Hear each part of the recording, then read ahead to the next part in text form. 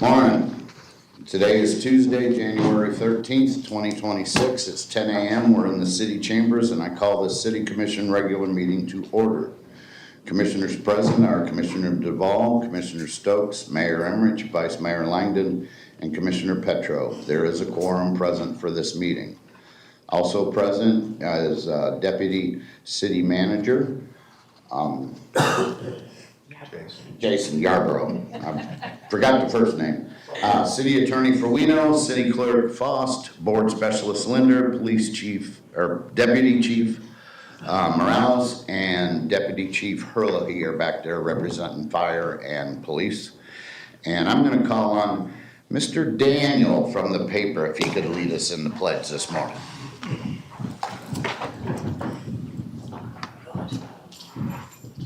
Pledge allegiance to the flag of the United States of America and to the republic for which it stands, one nation, under God, indivisible, with liberty and justice for all. And before we move on, I'd like to recognize a dignitary, a former Sarasota County Commissioner, Mr. John Thaxton. Thank you for coming, as always.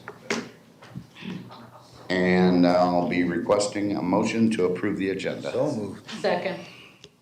I have a motion on the floor to approve the agenda by Commissioner Stokes, seconded by Vice Mayor Langdon. If there's nothing to that, please vote.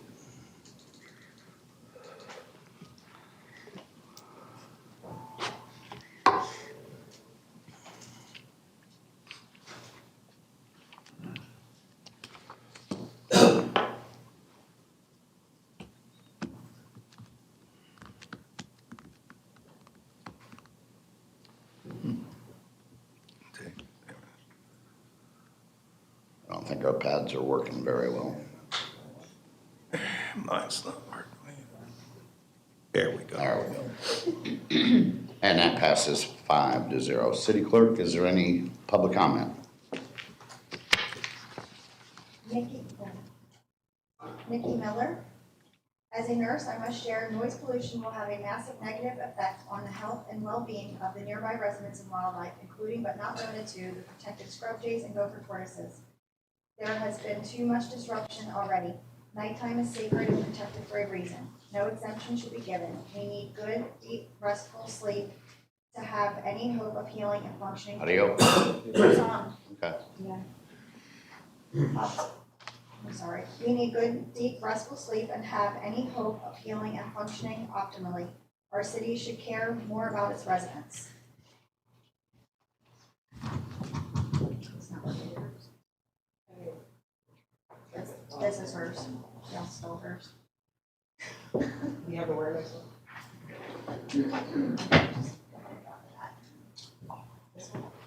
No, there's a lot. Concerned residents. Everyone should be deeply disappointed by Commissioner DeVal's conduct during the recent Good Governance Workshop. This was a more than 5-hour session dedicated to improving how this commission functions, how it works with city management, and how it serves the public. Commissioner DeVal chose not to participate. He remained silent, disengaged, and unwilling to contribute to the discussion or collaborate with his fellow commissioners and staff. What was the most troubling was not just the lack of participation, but the decision to publicly declare at the close of the meeting that he would not participate in or agree to any of the items discussed. That statement was not constructive. It was not leadership. It was an outright refusal to engage in the very work he was elected to do. Good governance requires effort, dialogue, and a willingness to work through differences. Choosing to sit out a governance workshop, then openly rejecting its outcomes undermines the purpose of the meeting and disrespects the time and good faith efforts of everyone involved. Today, there is an agenda item regarding commissioner salaries. Based on Commissioner DeVal's own public statements and actions, I fully expect him to accept a salary of $0. If a commissioner publicly refuses to participate in governance, refuses to collaborate, and refuses to support agreed upon improvements, then it is only reasonable that he also refuse compensation for that role. If this behavior is rewarded with continued pay, it sets a troubling precedent. By that example, city employees could simply refuse to do their jobs and still expect to be paid. That is not how public service works, and it should not be acceptable at any level of government. Public service is not a title, it is a responsibility. If someone is unwilling to do the job, then do everyone a favor and resign. The public should not be asked to pay for your stubbornness. Anonymous. I want to express serious concerns regarding what appears to be a waste of taxpayer dollars in holding a retreat that seemed clearly pre-planned and guided with the assistance of the city manager to advance a predetermined agenda. I commend Commissioner DeVal for choosing not to engage in what would have been a repeat of the same retreat previously conducted with Commissioner McDowell. Despite remaining silent, he was still subjected to unkind and inappropriate remarks. It is particularly ironic that this retreat was followed by the city manager's public New Year's resolution emphasizing respect, patience, listening, and empathy, qualities that were notably absent from the conduct displayed during this retreat. Sometimes fewer words speak louder than speeches. Actions matter, and this community deserves better accountability for both its resources and its values. Debbie McDowell, there are 2 agenda items directly related to noise. First, SMH is requesting permission to do construction activities and concrete pours between 9 p.m. and 7 a.m. Just imagine the surrounding residents hearing that constant beep beep of the construction equipment and the constant shaking of their homes as they set and fill the pylons 24/7. The barrage of floodlights required throughout the area for the workers' safety and the conduct evening construction activities are also a nuisance. Yes, there is a need to benefit the hospital, but there should be protections to the surrounding neighbors who will endure construction day and night too. Here's a suggestion for a compromise. Allow SMH to do the concrete pours only 1 or 2 days a week and no other construction activities in the evenings. Obviously, this will require planning for the construction crews, but it is doable. Also consider approving this request every 6 months instead of until September 2028. This would ensure the agreement is being honored. The other agenda item is to entirely remove the noise protections in the ULDC, which prevents any business activities and deliveries during the hours of 10 p.m. and 7 a.m. in the corridor, transitional, and corridor zoning districts. If this is approved, 24/7 activities will negatively impact the abutting residential neighborhoods. Yes, we need businesses, but residents also have a right to enjoy the peace and tranquility of their homes.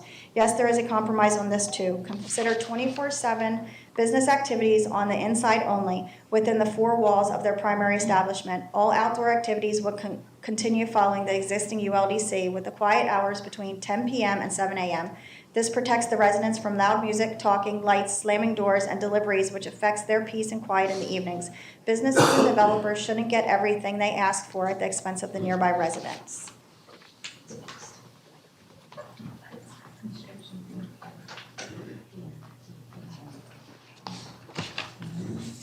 In person, we have Joan Morgan, followed by John Thaxton, Robin San Vicente, and Chuck English.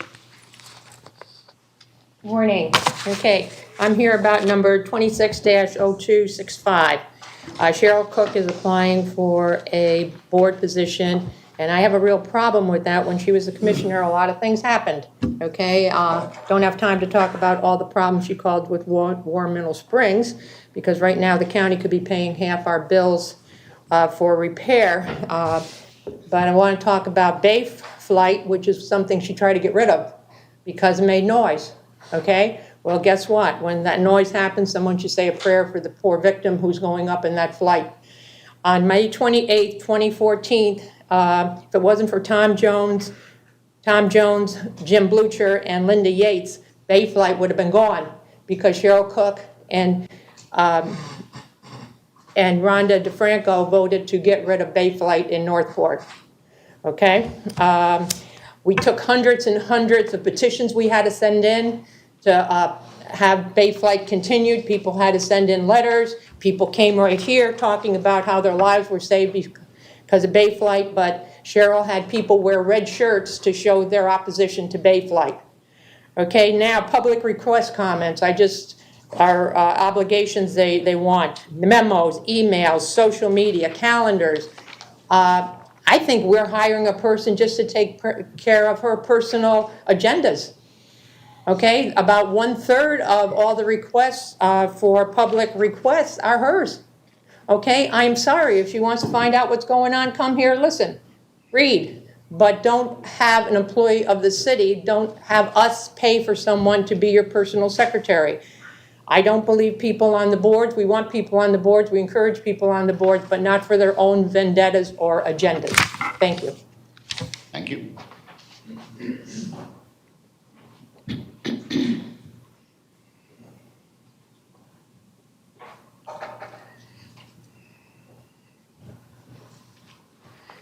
Good morning. Good morning, sir. Members of the commission, for the record, my name is John Thaxton, and I am here speaking on behalf of the Gulf Coast Community Foundation, specifically to agenda item 6A, the consideration of the outstanding Florida Springs designation for our beloved Warm Mineral Springs. I'm here specifically today to, I feel like I'm looking at the camera, I feel like I need to slouch down because my head gets chopped off. That's okay, there's not much here to look at anyways. Specifically to support option number 2, I think that staff has done an extraordinary job in outlining the benefits and the concerns associated with the designation and the possible financial obligations that the city would be committed to should they go this route, and especially if they were put in a position of enforcing a BMAP plan, which is, of course, a best management action plan administered by a government outside of Northport. I've been associated with several of these BMAPs in the years and decades in the past, and I can tell you they can be very onerous and they can be very costly. Gulf Coast Community Foundation continues its support and commitment to establishing the conservation easement over the Warm Mineral Springs property that has been outlined by the board. And we believe it to be the best option because it affords Northport the maximum discretion and ultimate authority. It also maintains Northport's ability to monetize the development rights that are on the property through a TDR program. The new possibility of the Charlotte Harbor National Estuary Program money allows other Gulf Coast money to now be redirected toward out years maintenance of these exotic and nuisance species that would be eradicated with the CHNEP grant, providing us with the ultimate leverage of not only establishing the conservation easement, but removing the exotic species and maintaining the removal for several years out at no cost to the city of Northport, allowing your money to be invested in the buildings and other improvements on the property. I would like to say it's been a pleasure working with Northport staff. You have an outstanding natural resource and parks and administration group. We have listened to this commission's concerns in the past and feel that we have a responsible plan to move forward to restore this amazing historic, cultural, archaeological, and natural resource for generations to come. And I thank you for your time and attention and look forward to writing some checks to you. Thank you. So do we.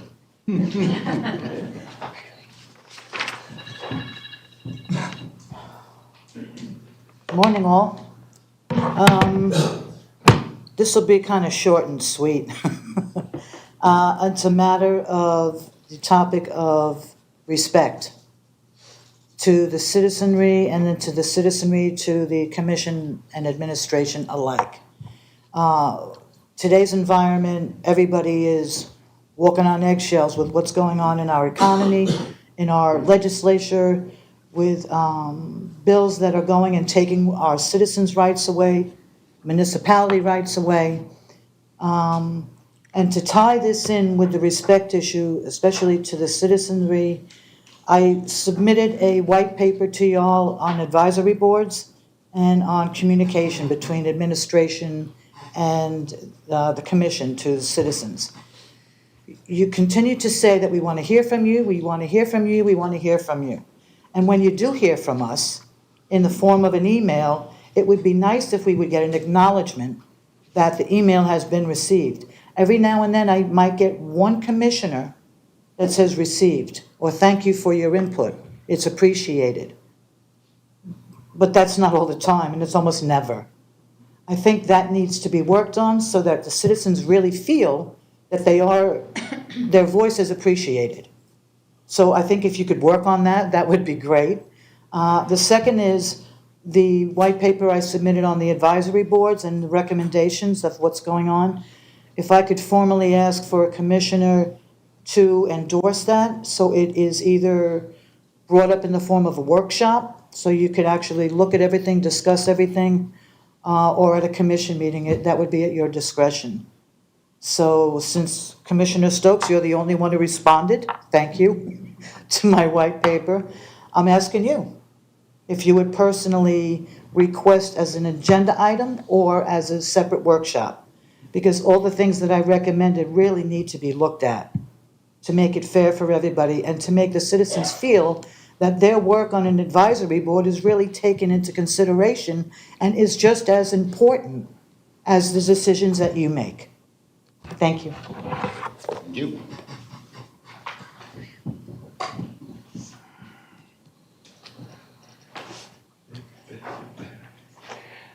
Good morning. Morning.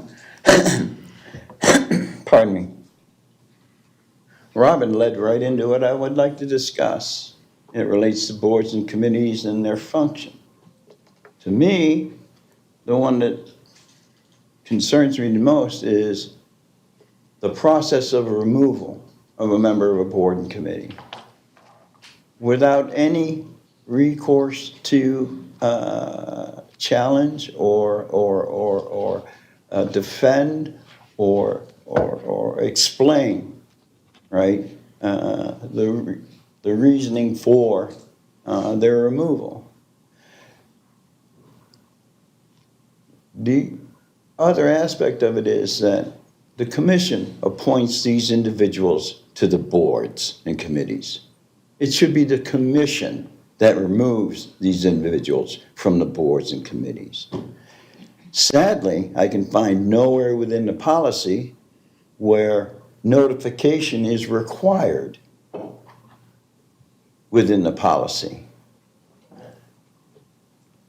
The issues you're all aware of because I was graced to have the ability to chat with the majority of those sitting up there on the issue.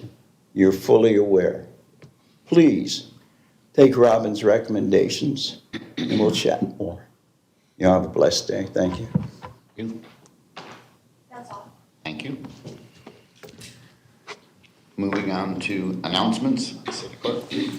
The current vacancies for the following boards and committees include Art Advisory Board, Auditor Selection Committee, Charter Review Advisory Board, Citizen Tax Oversight Committee, Community Economic Development Advisory Board, Debt Management Committee, Environmental Advisory Board, Historic and Cultural Advisory Board, Joint Management Advisory Board, Police Officers Pension Trust Fund Board of Trustees, Parks and Recreation Advisory Board, Planning and Zoning Advisory Board, and Veterans Park Advisory Committee.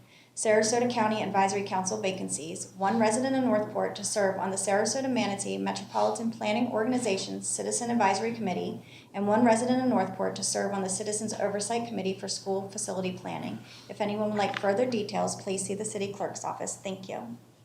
Thank you. Moving on to the consent agenda.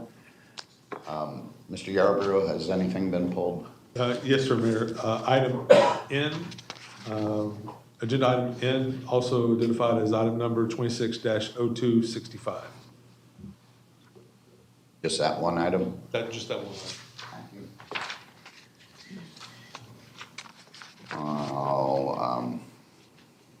Any public comment on this consent? My name is Jonathan Tepper, commenting on agenda item E, number 26-0003 for the January 13th meeting at 10 a.m. My phone number is 941-221-1631, and my email is throwbackent1@gmail.com. My family and I live directly behind the Sarasota Memorial Hospital construction site here in Northport. I'm voicing my opinion to strongly oppose the proposal to basically allow 24/7 construction with weekends and holidays included. The noise we already live with is overwhelming, constant beeping, heavy machinery, and pounding from early morning to evening. It has turned what used to be a peaceful neighborhood into an industrial zone. Allowing this to continue around the clock would make our home environment unbearable. We have 2 young children in school. They need sleep, focus, and stability to succeed. Instead, their rest is disrupted, studying is difficult, and even spending time outside has become impossible. Our dogs are constantly stressed, barking all day from the nonstop noise. This isn't a minor inconvenience. It's a serious impact on our family's well-being. We understand the importance of expanding medical facilities, and we support progress. But we don't understand why the noise ordinances that protect residents are being bent in this case. These rules exist to balance development with livability. If exceptions are made here, it sets a precedent that residents' quality of life comes second. We respectfully ask the Commission to deny any request for this 24/7 construction construction at this site. Please uphold the ordinances that protect families and neighborhoods. Growth should never come at the expense of the people who already call this community home. Thank you for listening. Chris Miller for item 26-0003. This cannot be allowed. There are many families that live in the area around the hospital, and this would be very disruptive to them. I can already hear noise from the construction all the time, and overnight is not acceptable. Please show that you care about the concerns of your residents and tell SMH no way. Nikki Miller for item 26-0003. As a nurse, I must share noise pollution will have a massive negative effect on the health and well-being of nearby residents and wildlife, including but not limited to the protected scrub jays and gopher tortoises. There has been too much disruption already. Nighttime is sacred and protected for a reason. No exception should be given. We need good, deep, and restful sleep to have any hope of healing and functioning optimally. Our city should care more about its residents. And that's all, Mayor. Thank you. All right. Mayor, point of order. Is it possible to pull an agenda item off the consent to discuss at this point in time, or is it too late? I don't know the answer to that question. Per our policy, it is too late. But further than that, I'd ask the city attorney. I can tell you what our policy states if you want.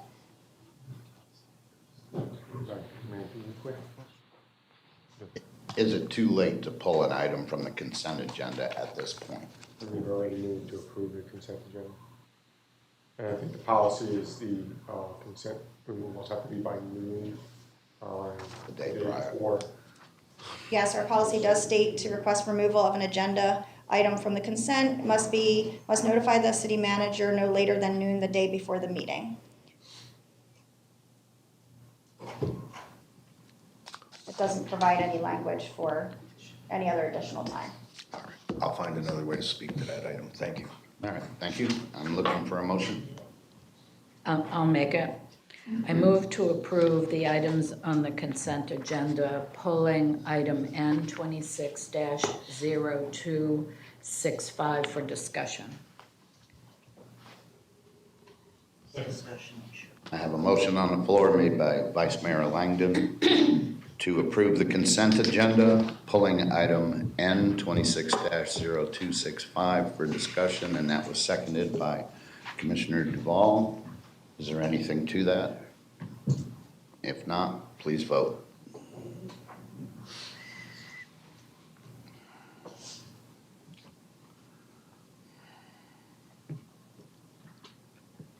And that passes 5-0. Moving on to item N 26-0265. This is to approve the appointment of Cheryl L. Cook as a regular member to serve on the Debt Management Committee Advisory Board from January 13th, 2026 through January 13th, 2029. City Manager, who pulled this item? It's a good question. I had that information, but it slipped my mind. It's Commissioner Stokes. Yes. Okay, so Commissioner Stokes, you pulled this item. You have the floor, sir. Thank you, Mayor. First, I'd like to say that anyone who volunteers for an advisory board should be commended. We have plenty of vacancies, as you've all heard today, and we always encourage folks to join advisory boards and support our city. That said, when we put together a debt management plan, one of the criteria was that this board would be created. And to date, we've had one applicant. And while we have established some criteria for qualification, you know, to me, this is an extremely, extremely important board. Commissioners, some come with various degrees of expertise in various areas, but we rely on not just subject matter experts out of staff, but our advisory boards who come with various degrees of expertise. And this particular board, bankers, accountants, financial planners, people who have really credentialed financial background and lending background, I think would be tremendously helpful to this board. At present, we have no ability to borrow.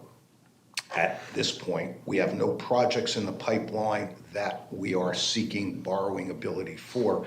I might suggest that we either table this applicant's, this particular application, or reject it and have that person perhaps apply at a later date. But I think we need to assure ourselves that we can keep that bar extremely high when it comes to the credentials of the individuals who get on this board. This commission at the appropriate point in time, when we're reviewing borrowing requests and we're thinking about indebting this city to some level, we need people who really have a plethora of experience in this area. And so for that reason, would suggest we reject this, or at least suspend making a decision on this particular applicant to a later date. Thank you, Mayor. Thank you. Anyone else? Do we have any public comment on this? Okay.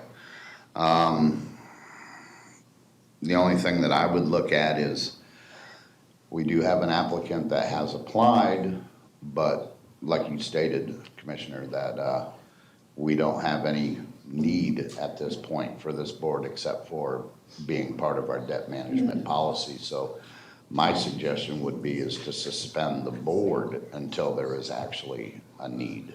And then we could have applicants jump in at that point. Because it's my understanding, let's just look at the scenario of if an individual was put on the board now and the board was not used for 1 or 2 years, they're on the board, that's time served on that board. They might only have a year left to be able to be productive within that board. So my suggestion would be is to suspend the board entirely until it's actually needed. And Mayor, I appreciate that perspective. The only rebuttal I would have to it is that the debt management policy conditioned the creation of this board. I think it sends a bad, I'm concerned about the signal it sends. It would then leave it to future commissions to reactivate this board. I think the board ought to stay in place, whether we reject this applicant out of hand or whether we simply defer making a decision. It then, allows additional time to solicit folks with the expertise we hope to have on this board, and then be able to approve them maybe as a group, at least to the point where we have a quorum of applicants. I'm just personally would prefer not to suspend the advisory board. I think, it's an integral part of the debt management policy, and I'm just not comfortable with suspending it, but that's my opinion. Thank you. Commissioner Duval? Thank you, Mayor. This is a tough one. Do we suspend the application, or do we suspend the board? And there's my thoughts long ago were, that our referendum didn't pass, so we really had no need for the board at that time. If we do get a referendum passed where, we can borrow, okay, then, the board can get filled. I kind of go along with Commissioner Stokes in that I think it would be better to just suspend the nomination of a person, any person. And I do not agree with rejecting a person just because we don't like some of their personal policies or, their arguments or whatever. Every person, that does apply is a citizen and has as much right to be on a board as anyone else.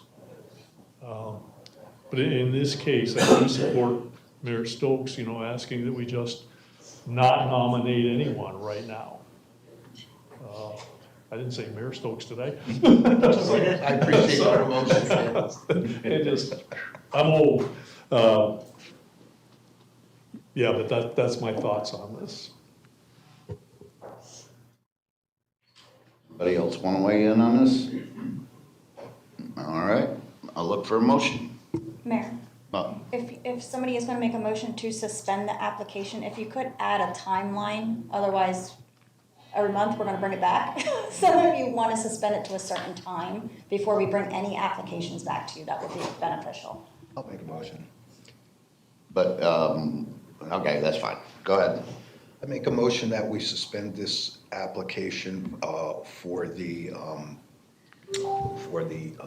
advisory board for a period of 6 months, which would provide us the opportunity to additionally solicit the community for additional applicants and revisit this 6 months down the line.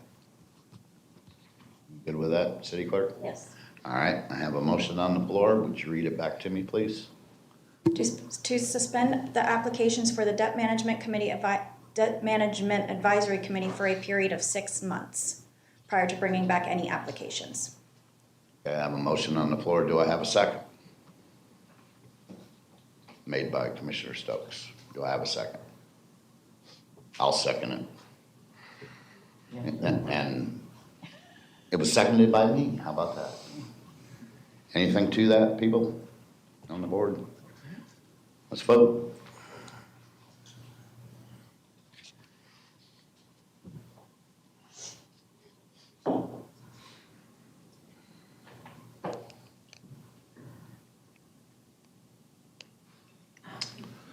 I don't want to take it too quick. I voted twice, so. And that passes 3-2 with Commissioner Duval and Commissioner Petro dissenting. Commissioner Duval, do you have anything on your dissension? Yes, thank you, Mayor. Basically, my objection to this is that you added in the 6 months. I'd have rather seen it go until after we had another referendum, or we actually got the ability to borrow. And that's my only objection, just the 6 month. Thank you. Commissioner Petro? No comment. Thank you, sir. All right, moving on to public hearings, ordinance first reading, ordinance number 2026-01. I request a motion for the city clerk to read by title only. So moved. Second. I have a motion on the floor for the city clerk to read by title only, made by Vice Mayor Langdon, seconded by Commissioner Stokes. If there's nothing to that, please vote. Dave, you gotta do it again. Yeah, it's not, it's just ticking. It's sensitive today. One more time, sir. There you go. And that passes 5-0. City clerk? Ordinance number 2026-01, an ordinance of the City of Northport, Florida, providing for the imposition and collection of non-ad valorem special assessments to fund costs incurred by the city in abating nuisance conditions of excessive growth of grass and nuisance weeds on developed lots, and hazardous trees and accumulation of debris on any lot, amending the code of the City of Northport, Florida, Chapter 42, Nuisances, Article 2, Lot Clearing, to create Section 42-27, providing for findings, providing for conflicts, providing for severability, providing for codification, and providing an effective date. Thank you. Commission, or city, Deputy City Manager? Yes. This is your item, sir. Thank you, Mayor. This ordinance is to authorize the city to levy a non-ad valorem assessment against lots for code enforcement liens that are not timely paid for the actual cost of abatement for hazardous trees, excessive growth of grass, and nuisance weeds, and accumulation of debris. Elena Ray, our Development Services Director, is here to answer any questions the board may have regarding this ordinance. Thank you, sir. Commissioner Stokes, you're up. Yes, I just want to say that I appreciate staff working hard to figure out a way to make this particular issue make sense to us all. Some of the previous conversation about, assessments, for vacant lots and other things just couldn't seem to work it all through, but this is great. The ability to, to tack this on to somebody's tax bill so we can get these dollars collected, I think is a great way to go. And, it's, I mean, in the past, there's been over $250,000 that's just gone uncollected because, we had no real leverage to do so. So, appreciate the hard work staff did on this because, it was kind of a hurdle to figure out the best way to approach this problem and solve it. So thank you very much, and I'm supportive. Commissioner Langdon, or Vice Mayor Langdon, I did it already. I'll give you one more month. I concur with Commissioner Stokes. I think this is a very reasonable approach. It doesn't tax everybody, even people who maybe don't have trees or anything happening on their property. It's very specific to money spent on a particular parcel. So I'm supportive of that. And I just look at it as a way more cost-effective way to collect those monies. It makes a whole lot of sense. I do have one question. Is there any limitation placed on how much we might assess a property? Good morning, Elena Ray, Director of Development Services. I apologize for my voice. I am not contagious. There is. The costs, or the actual costs that the city incurs is what would be assessed. So the city pays for abatement fees for contractors to go out and do work, mowing, debris removal, those types of things. The city pays administrative costs such as such as the filing fees and those types of things. So there is a limit as to what we can charge. It's just not just open-ended. Yeah, I was hoping that was the case. Now, will it be actual costs? Will the assessment be actual costs on the property, or will we have a certain, like a flat rate for the removal of a tree? How will that work? So when we contract with outside services such as mowing companies or landscape companies,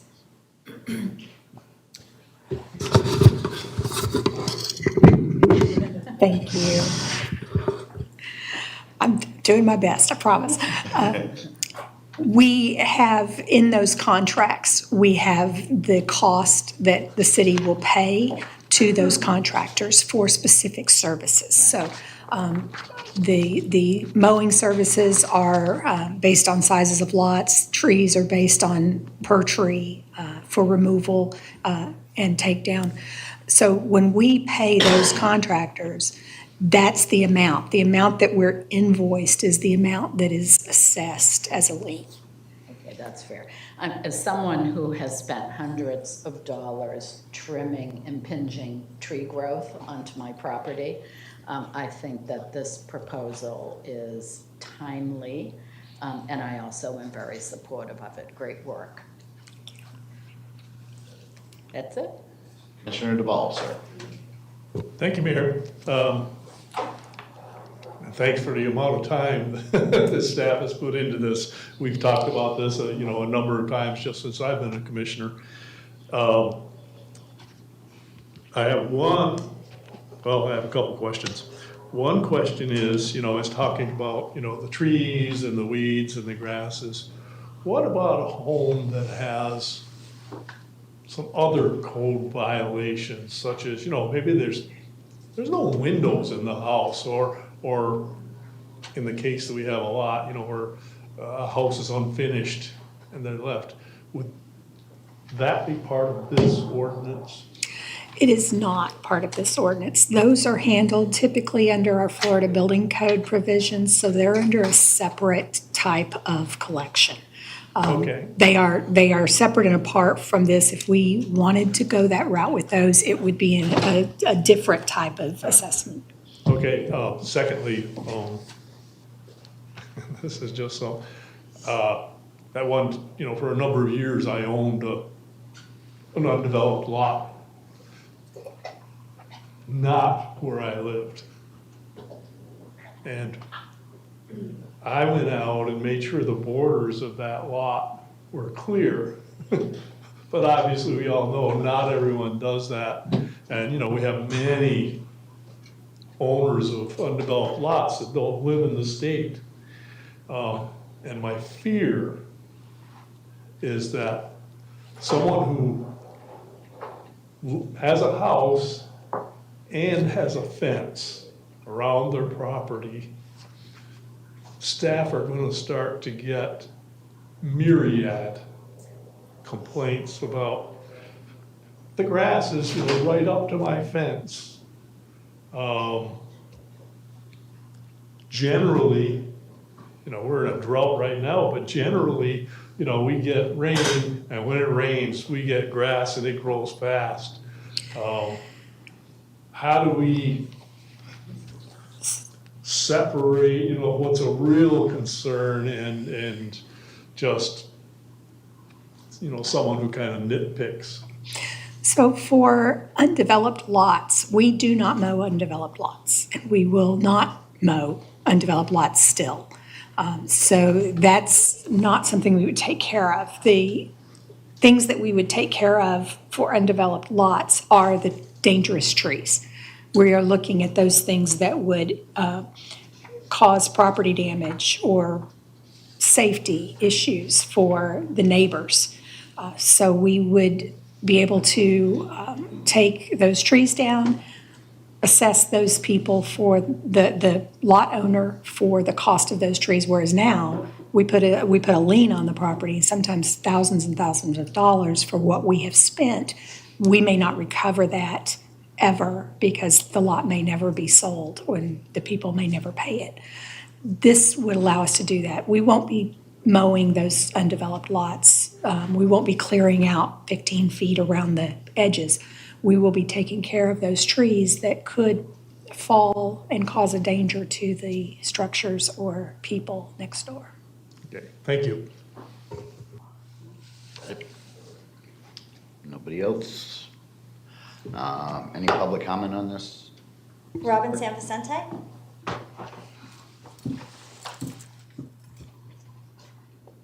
Morning again. I totally support this. I think it's a great way to help collect the fees. I just have a couple of comments and questions. Within that article, the provision states authorized to levy a special assessment on which there occurs or has occurred. So in the current situation, all throughout our city are properties that have been in hazardous conditions for an unlimited amount of time, and they're really getting dangerous. So in that particular instance, if we're looking at has occurred, then if you're going to attach an ad valorem assessment and they haven't paid to date, what makes you think they're going to pay the ad valorem tax if they haven't paid any of the fees? Do you abate that property and then hope to collect the ad valorem? Or do you just say, forget about it, there's liens already filed, they haven't paid? Or do you continue to assess it so maybe when it sells, you can collect all those fees upon sale? That's one of my questions. Because a lot of them are in such disarray and they either are in foreclosure or you've already filed liens and so forth on them. So again, do you abate them or do you just forget about those and then continue to leave these nuisance properties in the condition that they're already in? Like what is our remedy for that? You know, how do we deal with that particular situation? That was my question. That's on there. Thank you. All right, I'm going to close this hearing and request a motion. I'll make it. Go ahead. I move to continue ordinance number 2026-01 to second reading on February 24th, 2026. Second. Have a Motion on the floor to continue ordinance number 2026-01 to second reading on 2/24/2026, made by Vice Mayor Langdon, seconded by Commissioner DeValle. Anything to that?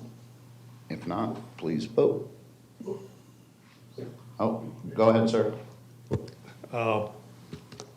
says there's a chance for discussion here, so I kind of want to give an answer, a reply to the concern of the citizen. My understanding is that, correct me if I'm wrong, is that if we assess the lien per this ordinance, and it gets to the period of time where it doesn't, it will go on to the tax roll, okay? And if you don't pay your taxes, now it goes to the county, they're gonna put it up for tax deed certificate and sale. So that's the answer. It's not going to just hang, okay? If you don't pay this lien at a certain time, it's going to go on the tax rolls as an unpaid tax. And then that property, if you don't pay your taxes by I think it's the 31st of March, now the county puts up a tax deed sale, tax certificate sale. I did it myself one time. And so it's not gonna hang forever. Do we abate the property or just leave it? Please. But that's it, it's, you know, that's the, Yeah, I know how. as clear as I can give. Oh,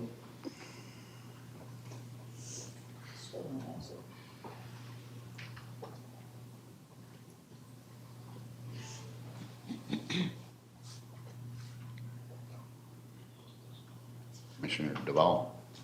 Oh, I'm sorry. I thought I- It took me 3 times to get it through, so there you go. And that passes 5-0. Moving on to ordinance number 2026-02. I request a motion to direct the city clerk to read by title only. So moved. I have a motion on the floor by Commissioner Stokes to have the city clerk read by title only, seconded by Commissioner Duval.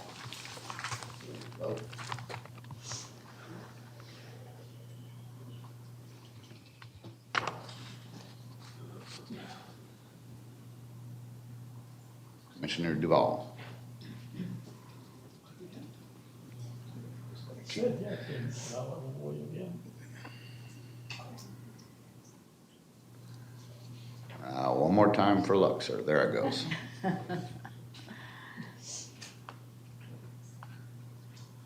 And that passes 5-0. City clerk. Ordinance number 2026-02, an ordinance of the City of Northport, Florida, adjusting the commission's base salary rate, amending the code of the City of Northport, Florida, Section 2-23, declaration of salary payment, providing for findings, providing for conflicts, providing for severability, providing for codification, and providing an effective date. Thank you. City manager, this is your item, sir.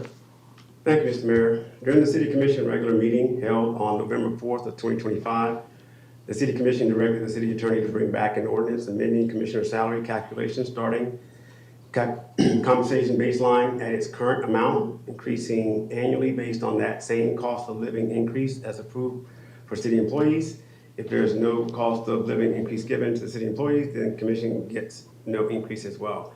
The recommended action today is option 1, which is approving ordinance number 2026-02 as presented and moves into second reading during the City Commission regular meeting on February 24th, 2026, instead of the 10th. Thank you. Vice Mayor Langdon. Thank you, Mayor. I think this commission has had a number of conversations over the past year or so expressing our discomfort with basing our compensation on population numbers. So I, for one, am glad to see us finally codifying this approach. I think the base salary at this point is adequate and appropriate.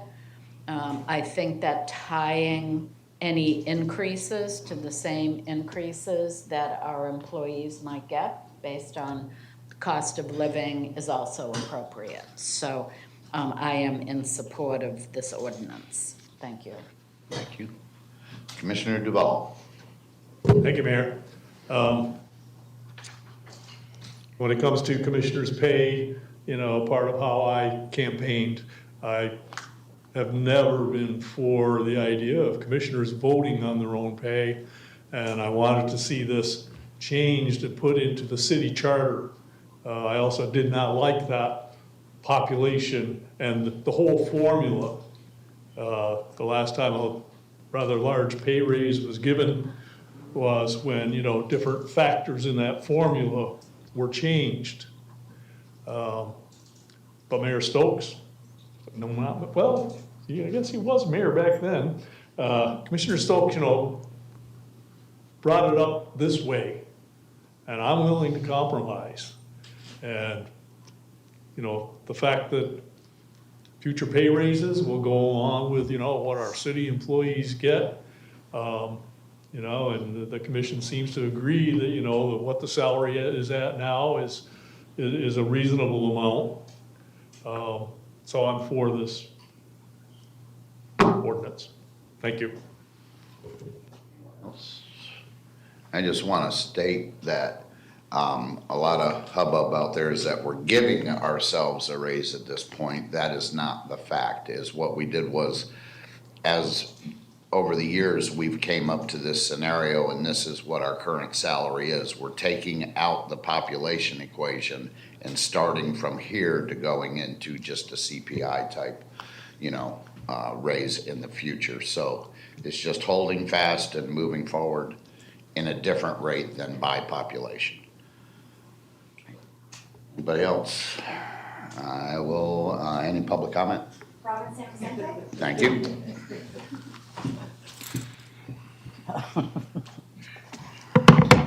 You should just get a seat over here. Thank you. I have been contacted by a lot of citizens, and I think most of it is coming from that they don't fully understand the whole structure. So they automatically assume it's too high, what do you do? It's too much, blah, blah, blah, blah, blah. So I promised them I would get up and I would give them my opinion publicly and to also support the item as well. So the county versus the city, the salaries for the Florida County Commissioners are determined by a state-mandated formula based on population as outlined in the statutes. However, the city commission, we can go by charter and we can go by policy and so forth. In the proposed ordinance, it states it's going to be effective November 4th with a recalculated base salary for each commissioner at 66 and change with an annual cost of living. I think that's totally worth it and you need it. As of January 12th of this year, the average annual pay for a city commissioner in Florida is $57,326 a year, which works out to be about 27 and change an hour. The majority of city commission salaries currently range from $29,474, which is a 25th percentile, to $77 and change, which is 75th percentile, and they can go as high as $125 and above, and that's like for Fort Lauderdale over in Broward County. There are some other factors that some cities consider commission council salaries, such as the city's population, the number of commissioners per capita, whether the city is districted or non-districted, and whether the city offered commissioners health insurance and so forth. So in summary, again, I just wanted to get my public opinion out there to answer everyone who's been calling me, so they have maybe a better understanding of why this is a necessary adjustment to your salaries. So I support. Thank you. Any more, City Clerk? Yep, that's all. Okay, thank you. I'm going to close this hearing and request a motion. I'll make it. Go ahead. Move to continue ordinance number 2026-02 to second reading on 2/24/26. Second. Have a motion on the floor made by Commissioner Stokes to move ordinance number 2026-02 to second reading on 2/24/2026. And that was seconded by Vice Mayor Langdon. Let's vote.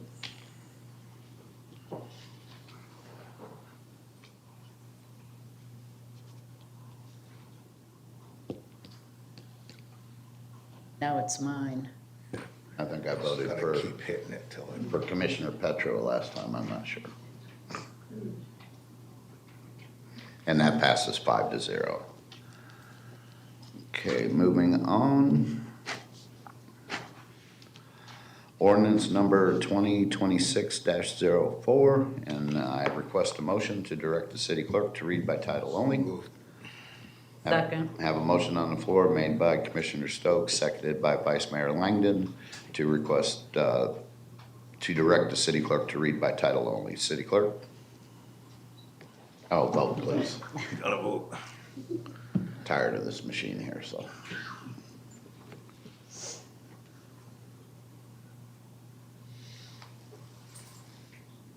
And that passes 5-0. Go ahead, city clerk. Thank you. Ordinance number 2026-04, an ordinance of the City of Northport, Florida, amending the Unified Land Development Code regarding authorized hours for business activities and deliveries in corridor transitional and corridor zoning districts by amending section 3.2.4, providing for findings, providing for conflicts, providing for severability, providing for codification, and providing an effective date. Thank you. City manager, this is your item, sir. Thank you, Mr. Mayor. I am going to turn it over to Lori Barnes, our Development Services Deputy Director, to lead us through the conversation of the item. Good morning. Good morning, ma'am. Lori Barnes, Deputy Director, Development Services.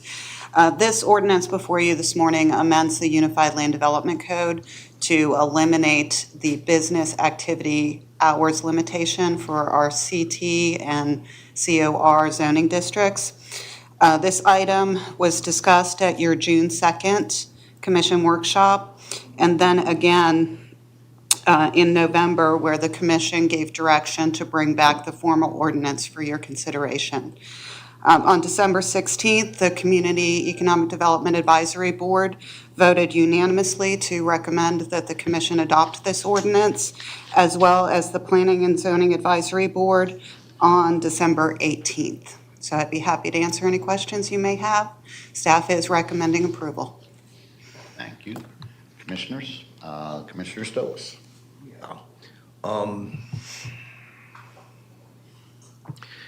This is an interesting one. On the surface, as a citizen, you want to say, yikes, you know, there's a lot of residential properties in some of these corridors, and, you know, the thought of simply doing away with the hours limitations are like, you know, mind-boggling. But at the same time, arbitrarily, my first thought is, well, could we just adjust them? But the arbitrariness to doing that exposes the city to challenges, legal challenges. So I took the time to go through the uses, property uses in these categories, these two corridors, and found that virtually all of them, except for one, unless I missed something, most of them don't even operate at the hours of concern. And the reality is, it's been a struggle getting businesses to have an interest in some of these areas because of some of the constraints. If a business closes, you know, is forced to close at 10 and there's cleanup and there's things to do that require taking garbage out or deliveries, you know, it puts a burden on those businesses, and we're trying to attract the right kind of businesses, but at the same time create a balance here.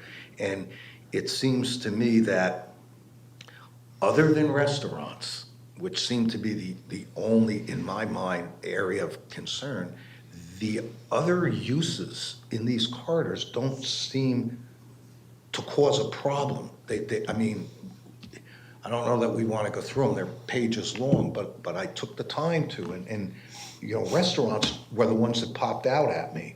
There are a few others that require special exceptions, which would have to come before the commission to approve. Maybe there's a way to address the restaurant aspect.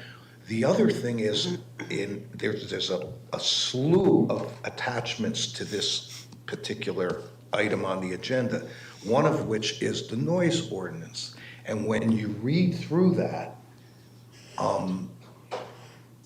there's some pretty good guidelines there.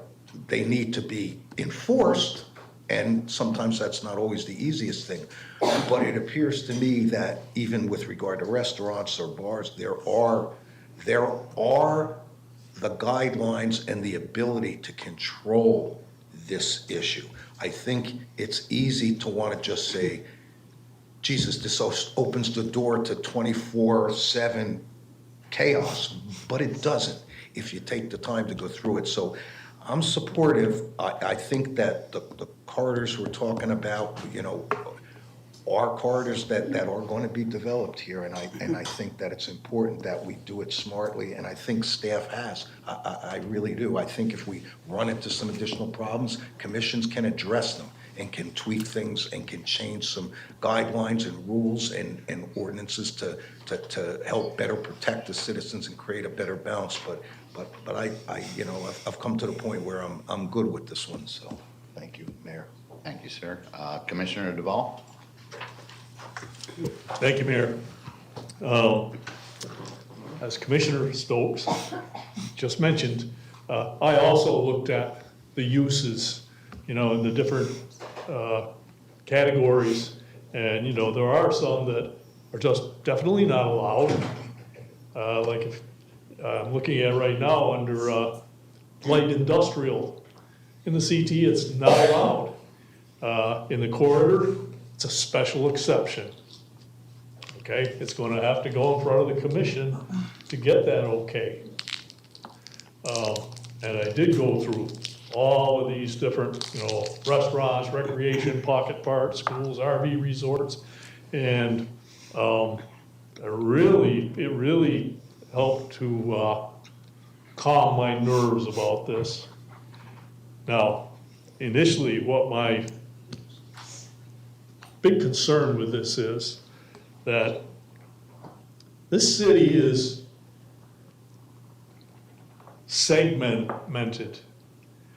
And, we have the former West Villages, Welland Park area, that's a planned community, okay? Things are planned there before it gets built. Unfortunately, the parts of Northport that a lot of us live in, they weren't planned. This just kind of happened. And it seems, to me, discriminatory that all of these exceptions or whatever, they're all in the older part of Northport. They're going to affect the, what I'm going to say are the not as well-to-do section of our populace. And that's a concern. But also, as I was reading through all the background information on this, I kept seeing two words, noise ordinance. And, with all of these delineations of what's allowed and what's not allowed for each type of business and the noise ordinances, it's convinced me that I should support this. Thank you. Thank you. Vice Mayor Langdon. Thank you, Mayor. Just a question of clarification, Ms. Laurie. It was my impression, transitional corridor in particular, that those areas that will have the most impact are the ones that still have undeveloped lots on them. And I'm just trying to get clarity around Commissioner Duval's concern, because it's an important one.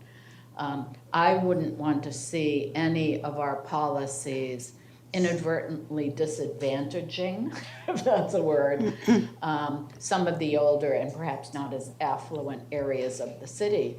But my knowledge of them is they're pretty much built out. I mean, they're the original general development. and the older sections of the city, and they're pretty built out. The transitional corridor are those streets that someday will be 4 lanes, and when we changed the zoning, already had, larger parcels of undeveloped property. Am I on target with that, or do I need to be adjusted? Right, I'm not certain that I'm understanding the question completely. The CT and corridor districts were designed specifically for arterial and collector roads, where we know that eventually those areas are going to be less than desirable for single-family living. Because of their expansion to 4 lanes. Correct. The corridor districts lie in specific areas where larger tracts, as a general rule, existed on our current GDC plat. So the larger tracts with the corridor district provided an opportunity for a larger footprint, and therefore the uses there are a little bit broader than in the CT district. In the CT district, it's clearly most developments that will occur on vacant land are likely to assemble lots rather than use a single quarter-acre lot. However, the existing developed properties, for example, along Price Boulevard, you see in cities these existing single-family tend to convert to offices, attorneys' offices, dentist offices, realtors, those type of uses. Now, in consideration of the business activity hours limitation and the CT and corridor districts, you can simply look to the 41 corridor and the adjacencies to all of the legacy Northport single-family development that occurred back in the 50s and 60s. Those districts, the activity centers and the commercial districts along the 41 corridor, don't have the same limitation. And primarily, that is the reason why staff is recommending approval due to the constitutionality issues that were outlined in the Attorney General opinion that was attached to your packet. Did I answer your question? Yes, you did. Thank you. I'm wondering, did that answer Commissioner Duval's concern? Okay. Thank you. Commissioner Petro. Thank you, Mayor. I just want to find out if you can define the business activities. What does it entails into that phrase? The commission adopted that language in 2017 for our neighborhood commercial centers, and then again for these CT and corridor districts. It's my understanding that business activity meant any activity on the property. So it wasn't just an hours of operation limitation, it was no business activities whatsoever can occur on those properties during those hours. So a restaurant, you couldn't clean up, take the trash out, do prep work in the kitchen for the next day's service. If you were an accountant, you couldn't stay late during tax season and work after hours. So any activity, any business activity on those properties was restricted during those hours per the current code. What about service shops like mechanical shop or any similar business type? Off the top of my head, and I can look if it's necessary, the automotive repair shop use is very limited in these districts. My recollection isn't serving me well, but I know major automotive repair is not allowed in CT, and it requires a special exception in the corridor district, I believe. Okay.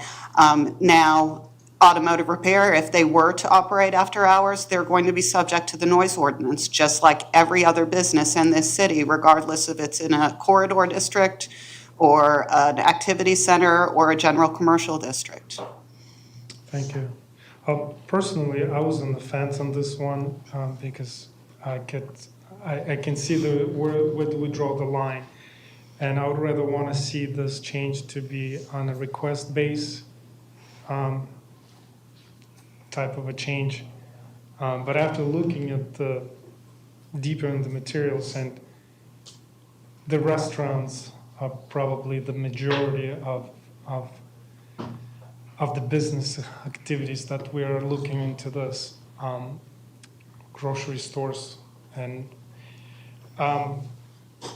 it's a hard one, but at the same time we have to look at the benefits outweigh the cost. And if anything, Northport lacks restaurants.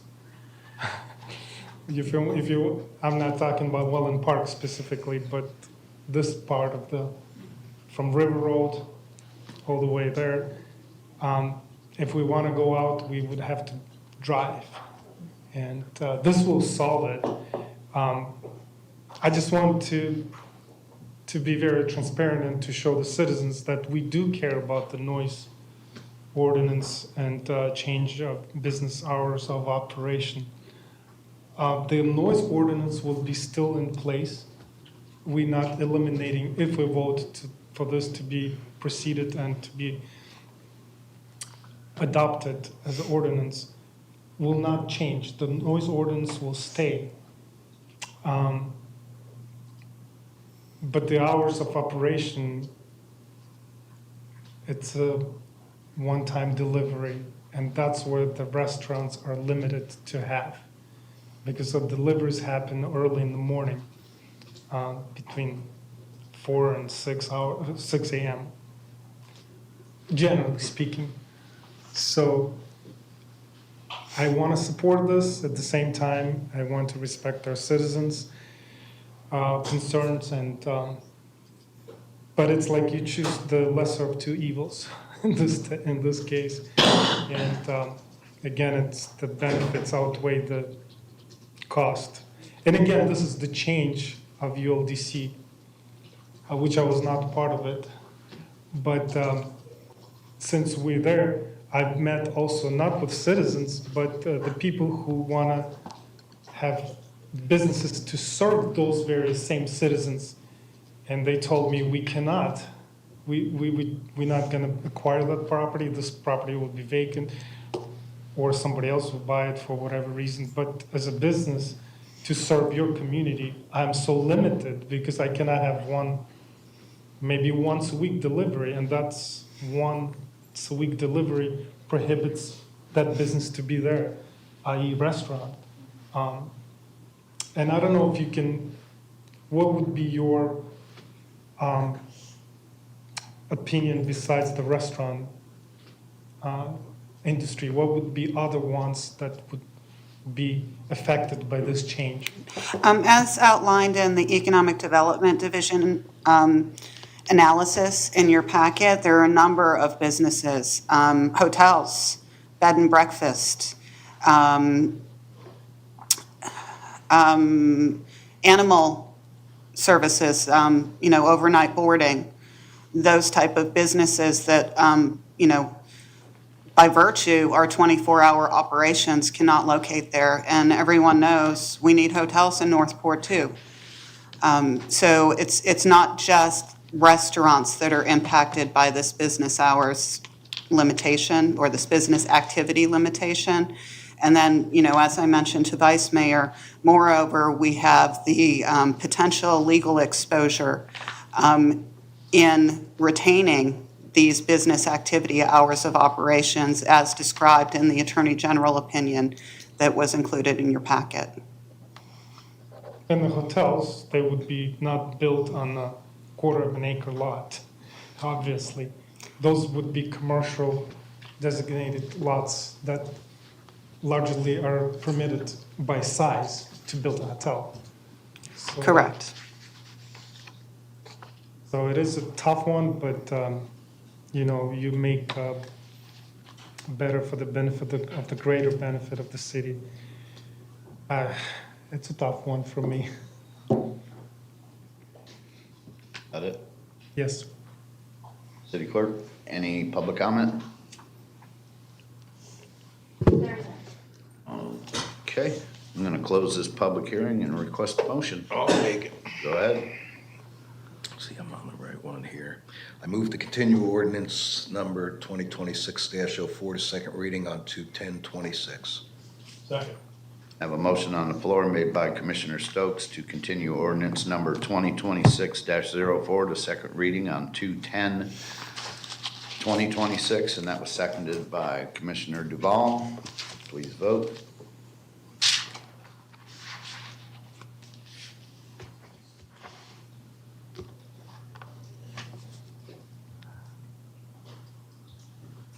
Three times. There we go. Yeah, 3 times I hit that button. And that passes 5-0.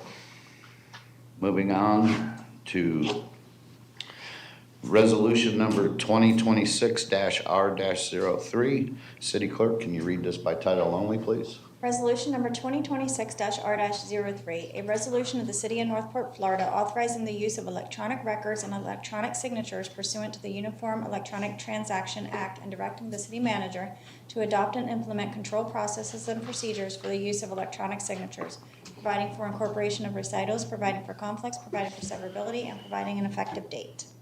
Thank you. City Manager, this is your item, sir. Thank you, Mr. Mayor. For this item, we're asking for your approval of this resolution that would bring the city into compliance with the Florida State Statute, section number 668.50, also known as the Uniform Electronic Transaction Act. Cryptographic digital signatures provide assurance that the stated signer signed the content and that it was not altered after signing. This leads to significant cost savings based on staff time saved by routing documents electronically rather than manually. And additionally, there are substantial time savings derived from electronically routing documents.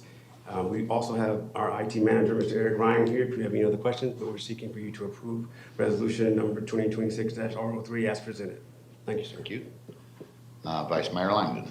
Thank you. Just a couple of questions. One for Mr. Eric. Would we be purchasing sort of an industry standard software package for this? In my experience for the past 20 years, it's been fairly common to use electronic signatures on contracts. So how would you proceed with a solution on this? For the record, IT Manager Eric Ryan, we will purchase DocuSign and be using that as our de facto standard. Yeah, that's a real industry standard. Yes, ma'am. Thank you for that, sir. And City Clerk, would this potentially solve the problem of candidates for City Commission having to physically deliver a paper financial report? We don't have that problem because we bought the Easy Vote campaign portal, so they already use that to upload their documents. Oh, that's electronically. wonderful. Yes. I'm behind the 8 ball on that one. That's great. Okay, thank you. I'm supportive of this. It makes a lot of sense. And DocuSign, boy, that's been used for decades, really, by a number of businesses. Is that all you had? That's all I have. All right. City Clerk, any public comment? There is none. Thank you. I'm going to close this public hearing and request a motion. I'll make it. Go ahead. I move to adopt resolution number 2026-R-03 as presented. Second. I have a motion on the floor made by Vice Mayor Langdon to adopt resolution number 2026-R-03 as presented, and that was seconded by Commissioner Stokes. Please vote.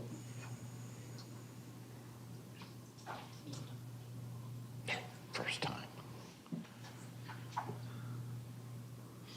And that passes 5-0.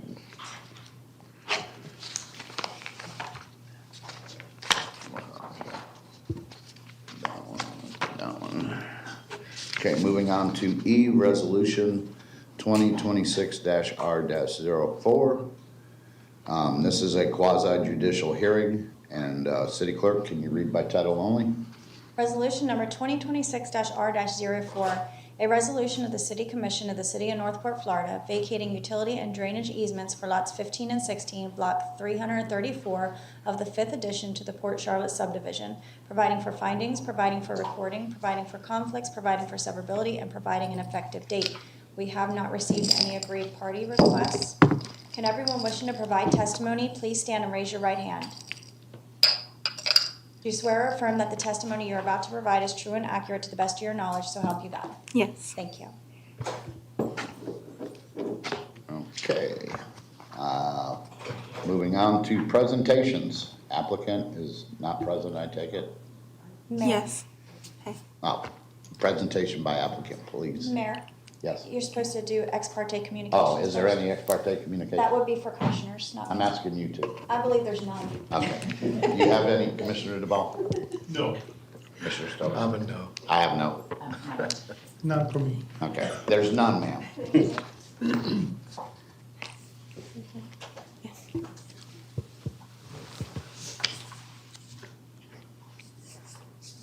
Excuse me, did y'all both stand and raise your right hand when I did? I did not. I'm sorry, I'm not Okay, new if to you're gonna this. I speak, apologize. it's okay. If you're gonna speak, I'll need you to raise your right hand. Do you swear or affirm that the testimony you're about to provide is true and accurate to the best of your knowledge, so help you God? I do. Thank you.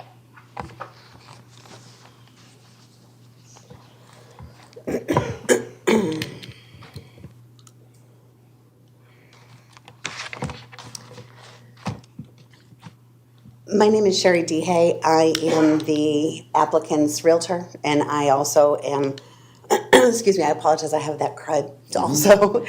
I'm acting as her agent. She is disabled and could not be here today, so I'm acting on her behalf.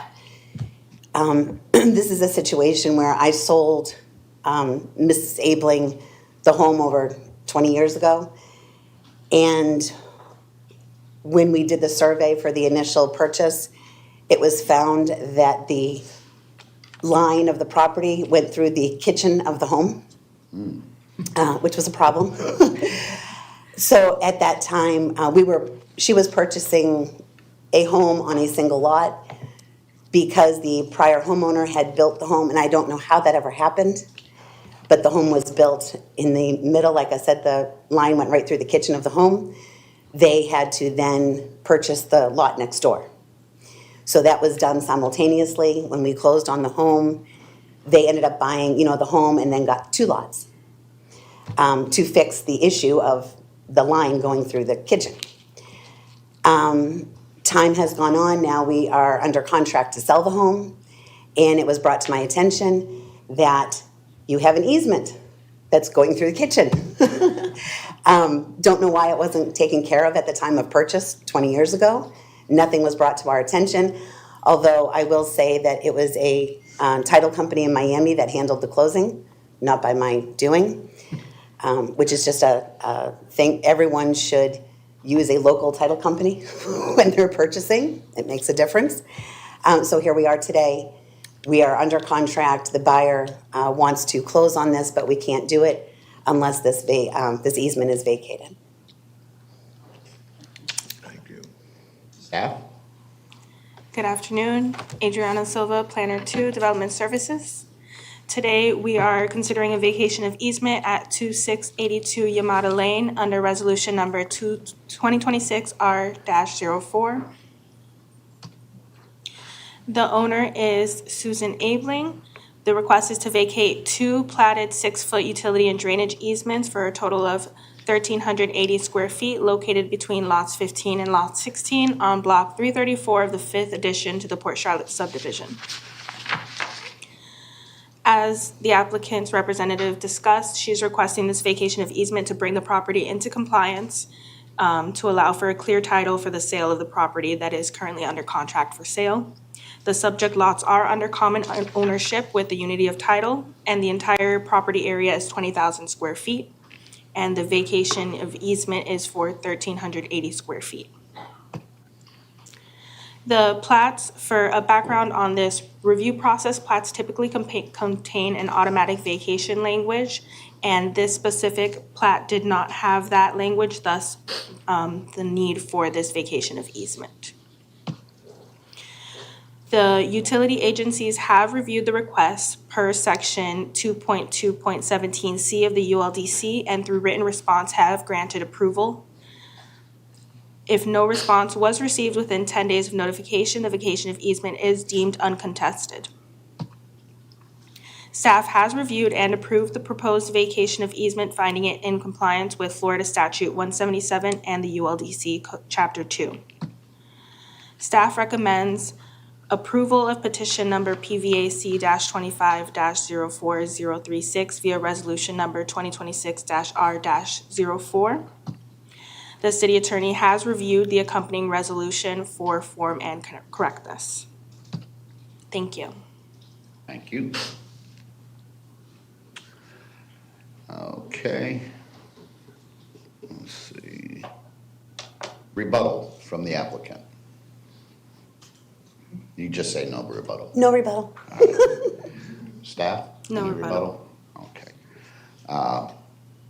City Clerk, is there any public comment? There is not. All right, commission questions, discussion, anything? Commissioner Petro. I have a question to the staff, to our staff, that, you know, it seems like every time we have those vacation requests, there's an easement. Is it typical to have easement on individual lots Yes. on both sides? Or is Yes. So those easements exist to allow for utility access and maintenance typically of the property, and they are reflected on the plat. So when the plat has language that when that unity of title is done, it automatically vacates. But when that language doesn't exist, then we do have to go through this process per Florida statute. Okay, thank you. Is that it, sir? Okay. Nobody else? All right, closing arguments. Staff, None. applicant? None. Okay, I'm gonna close the public hearing and request a motion. I'll make it. Go ahead. I move to adopt resolution, make sure I'm on the right, resolution 2026-R-04 as presented. Second. I have a motion on the floor made by Commissioner Stokes to adopt resolution number 2026-R-04 as presented, and that was seconded by Commissioner Duval. Please vote.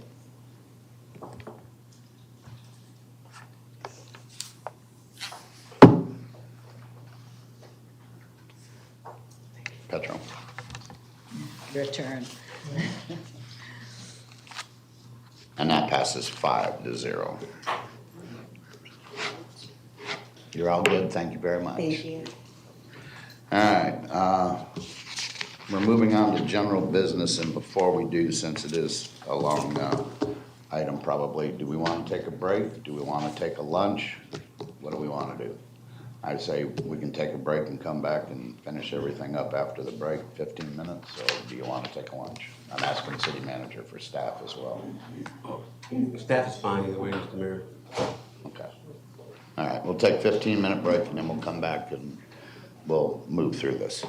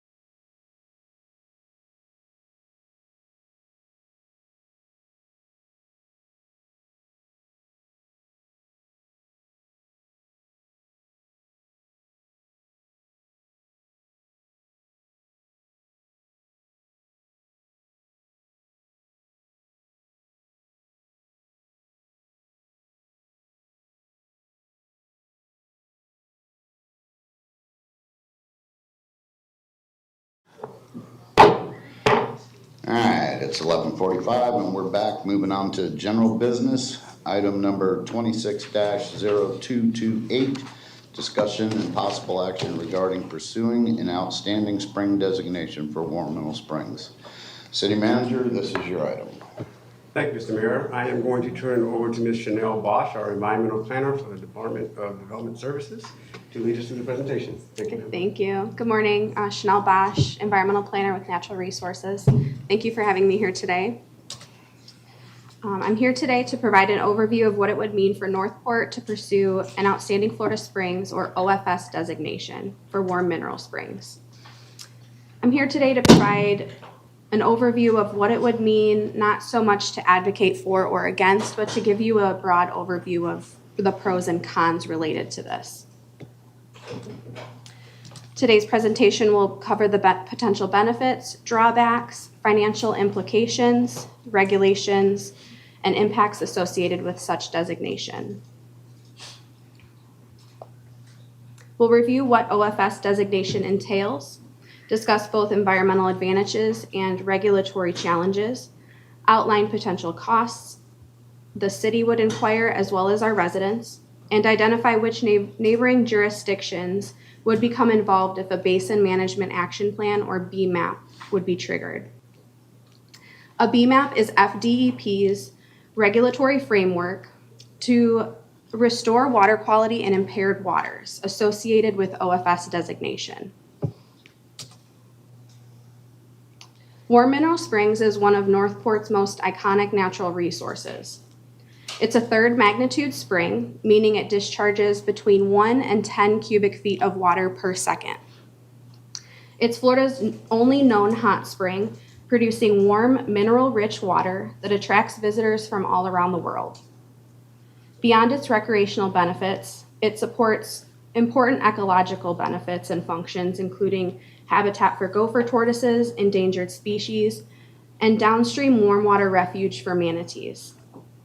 Archaeologically, Warm Mineral Springs is one of the most significant Paleo-Indian sites in Florida, with discoveries dating back thousands of years. It was listed on the National Register of Historical Places in 1977.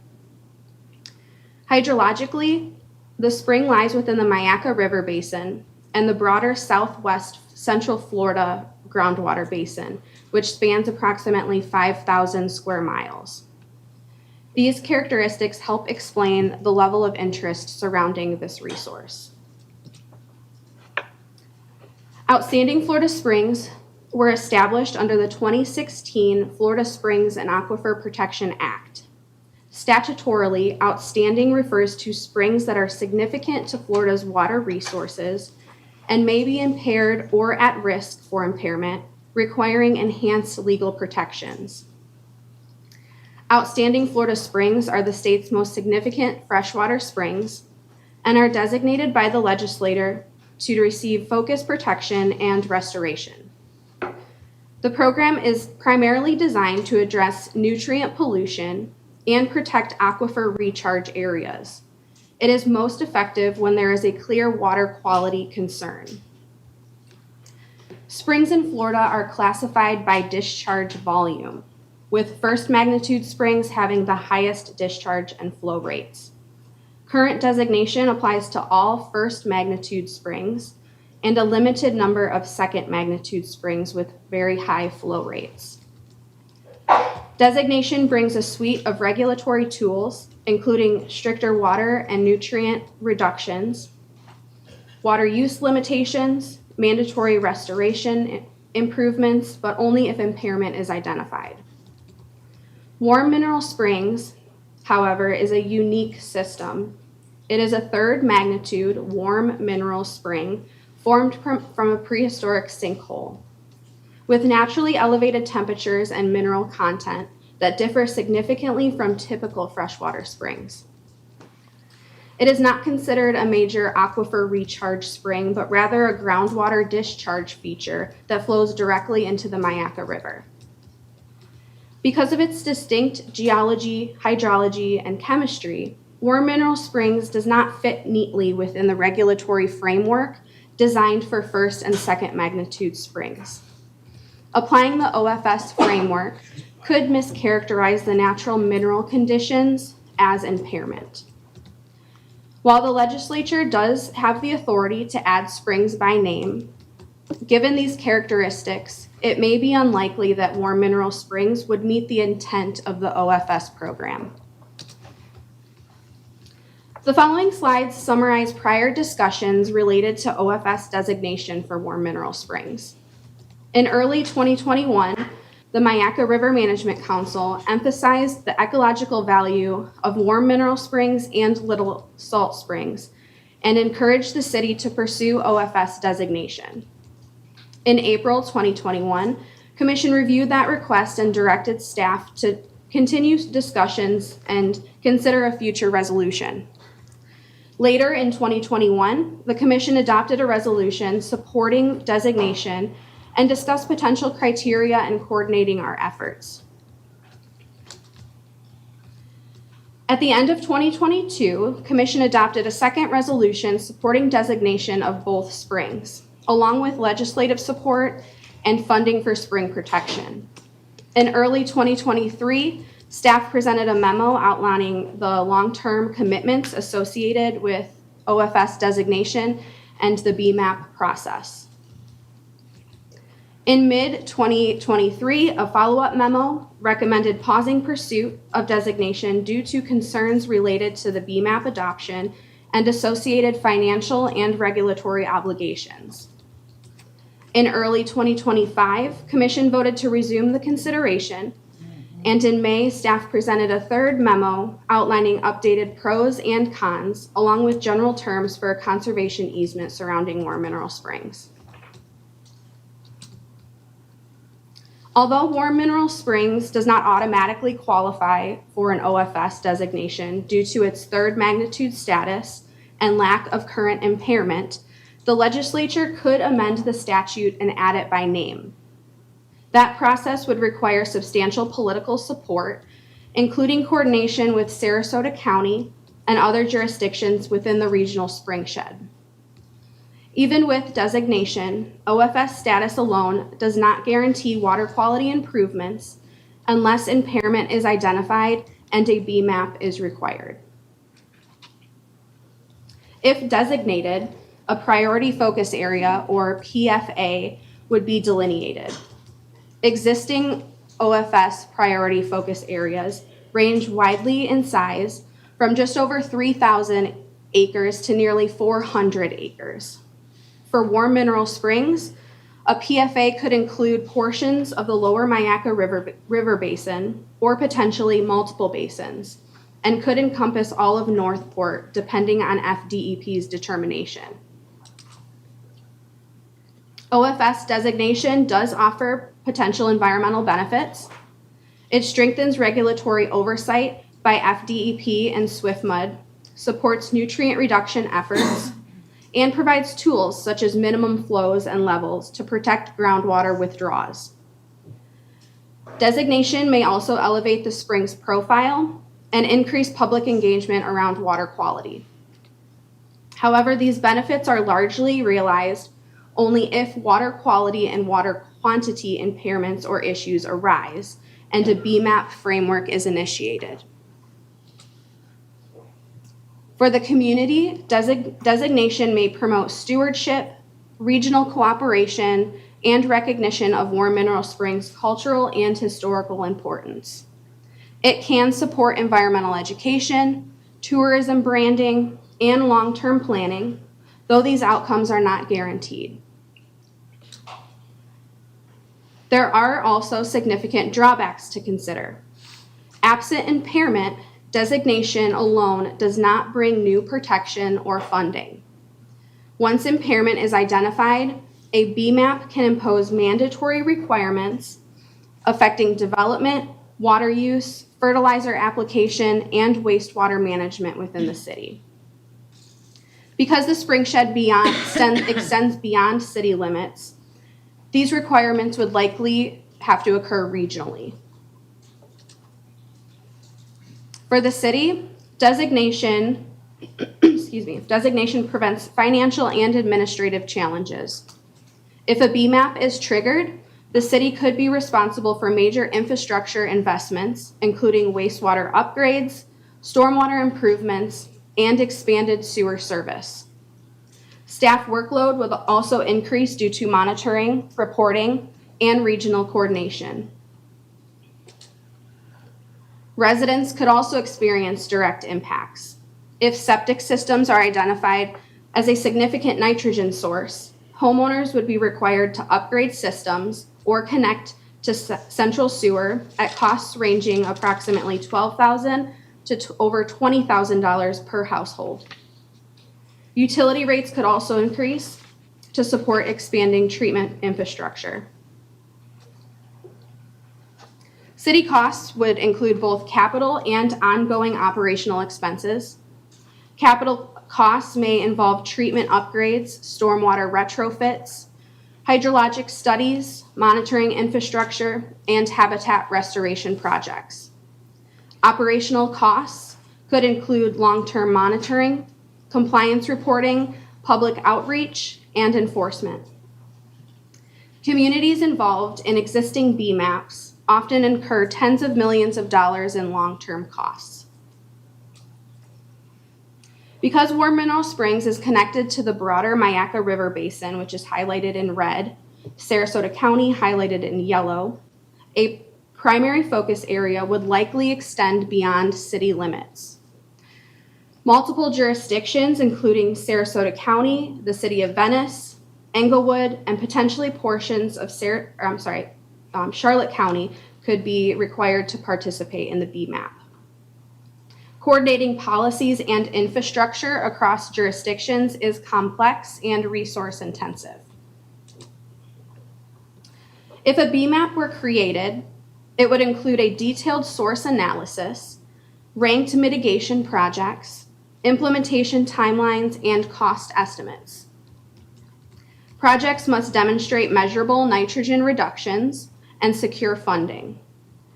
The framework is legally binding and includes 5, 10, and 15-year compliance milestones.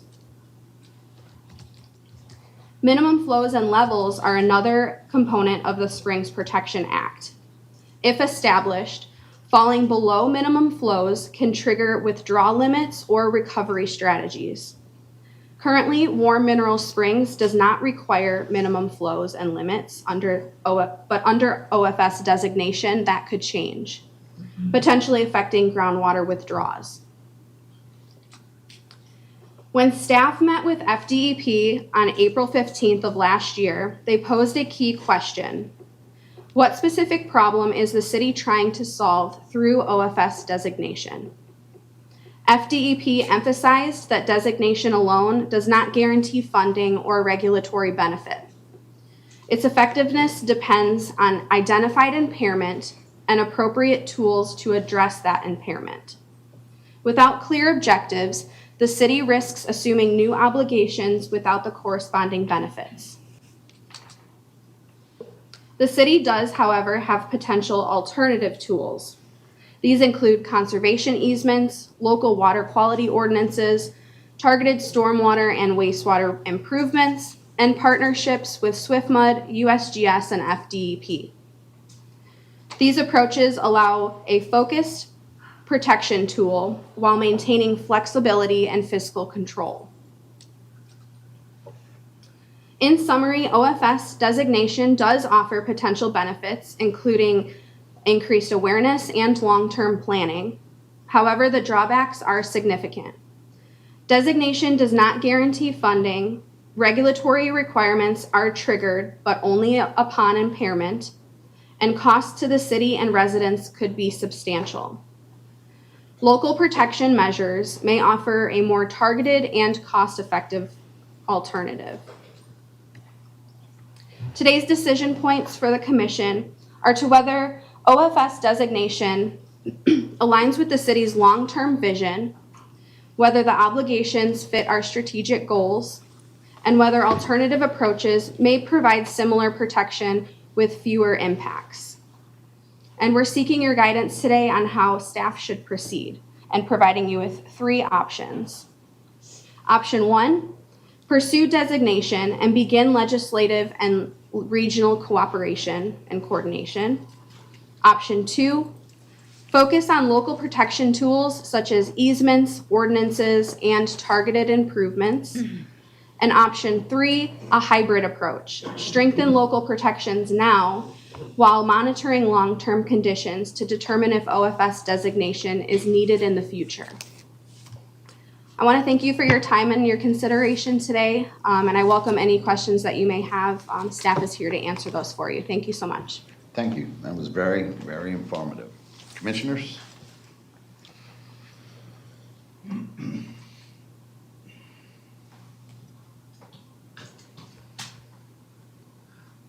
Commissioner Stokes?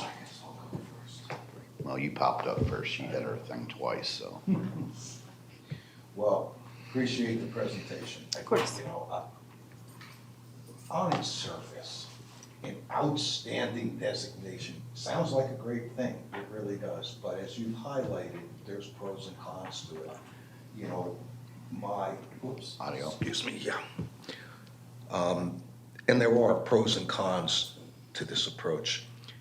We're in the midst of working through a conservation easement on Mineral Springs. We're also committed to fixing the 20 acres and bringing the springs up to a level that we can be proud of. So, you know, after years of neglect, this past commission voted to do that.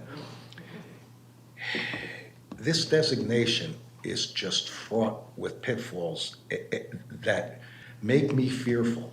You know,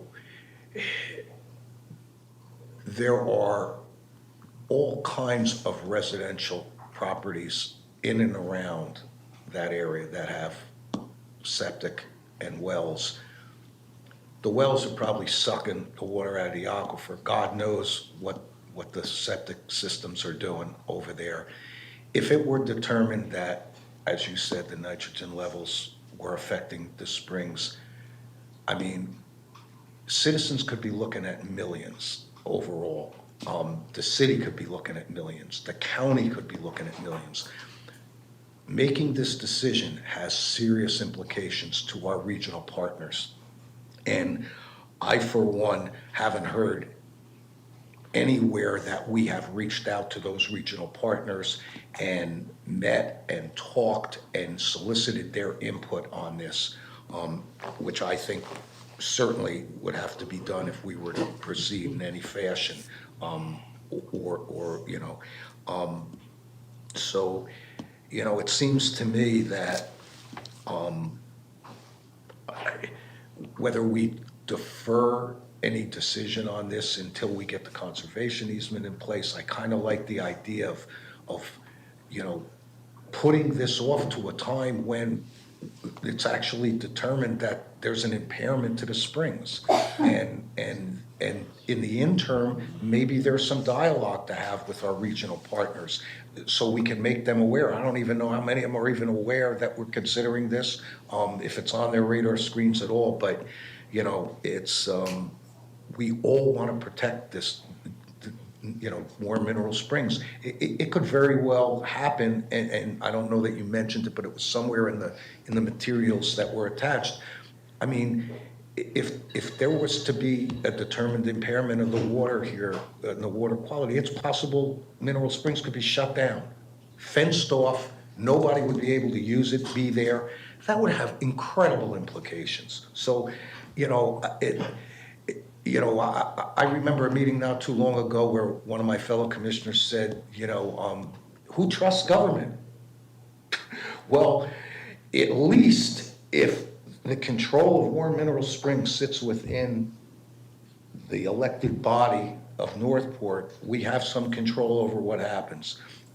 If we move forward on this designation, potentially the future Warm Mineral Springs gets taken right out of our hands. And I, for one, would not want to see that. So just some thoughts to ponder. Thank you, Mayor.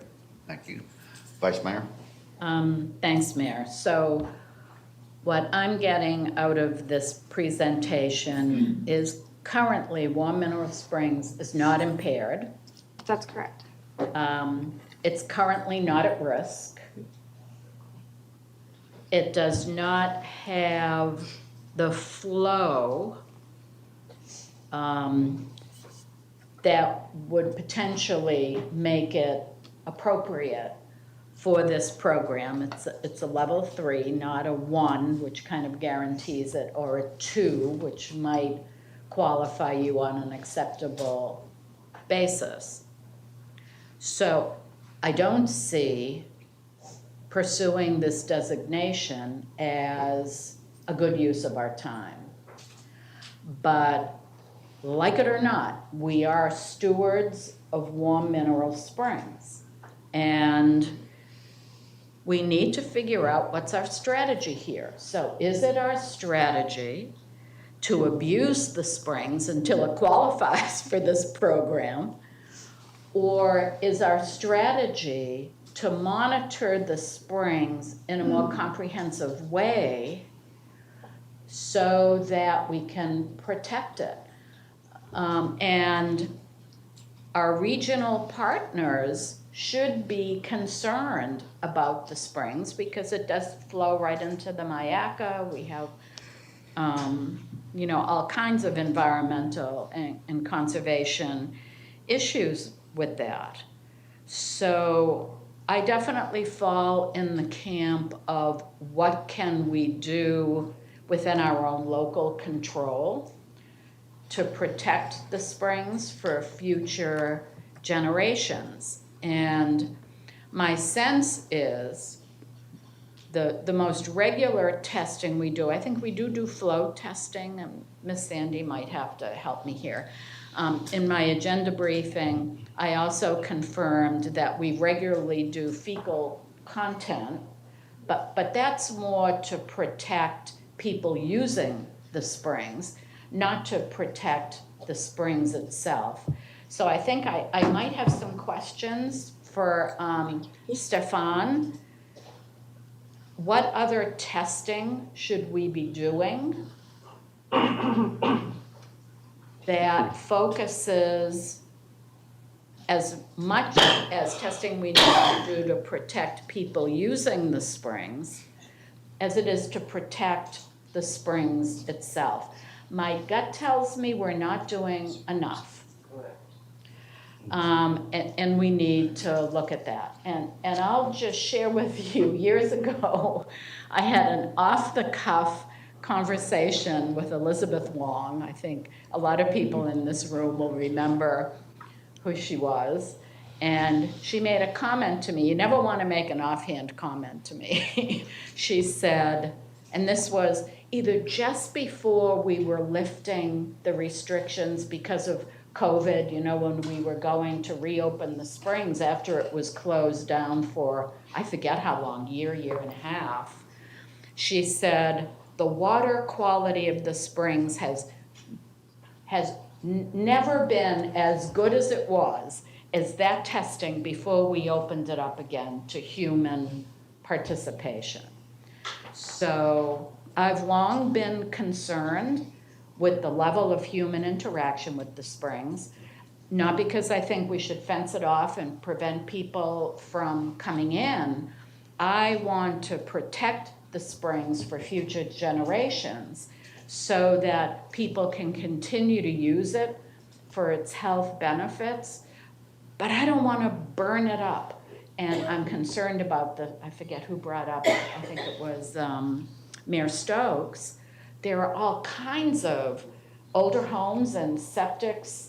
Did I say Mayor? Yeah, I'm just gonna give them the Yeah, gavel. just give them the gavel. There are all kinds of older septic systems just north of the springs. I've long been concerned about that. So maybe there is a question in there, 2 questions. What kind of testing should we be doing to better evaluate the health of the springs, number 1? And number 2, how impacted is the springs by groundwater, in which case we should have some concern for the septic systems north of the springs. So I guess I was able to dig out two questions out of that rambling dissertation. Sandy Funheller, Parks and Recreation Director. I can speak to the testing that we do currently. We test the potable water under a Department of Health requirement. We also voluntarily test the water in the springs for fecal coliform. And we follow the same procedures that you would see followed at the beaches. If there was an issue with the water, we have the ability to close the facility until it had readings that were acceptable for people to be in the water. But but we measure two things. So we Potable water for Department of Health. And fecal And then in the content. springs, we test multiple locations within the springs for fecal coliform. There are so many things that you could be testing for. It would not make sense for us to try and test for every possible item that could be in the water. So, Well, maybe not every possible item, but are there certain standards that we should be looking at? So- And perhaps. let me one- have our Assistant Director, Trish Sturgis. She's got a little more background on that and can speak to it. Trish Sturgis, Assistant Director, Parks and Recreation, for the record. So the fecal coliform is a indicator bacterium. So it is our best option, because what happens if we see a spike in that, that would then indicate it could be septic, it could be nutrients, it could be, there's something that's feeding that component that we would then have an indicator to go back and do a more in-depth test if warranted. So that is why that's the key one that we want to make sure we focus on regularly. Okay. What other indicators, so let's go back for a minute to the Outstanding Springs designation. What are they testing? So certainly water flow, but what other parameters are they testing? From the research that we were able to collect, it appears that they're testing for nitrogen. So the nitrogen that could be coming from septic systems, if that were the case, if it were determined that the nitrogen were coming from septic systems, those homeowners could have to improve that to a nitrogen reducing system or switch over to city services. Okay. If I may, Stefan Caleb, Natural Resources Manager. In addition, usually some of the water quality indicators involve dissolved oxygen, nitrogen, such as Chanel mentioned, phosphorus, the fecal coliform bacteria, that's a common one, and there are a few other impairment indicators, so to speak, that on a general basis get tested throughout the state. Okay, thank you for that.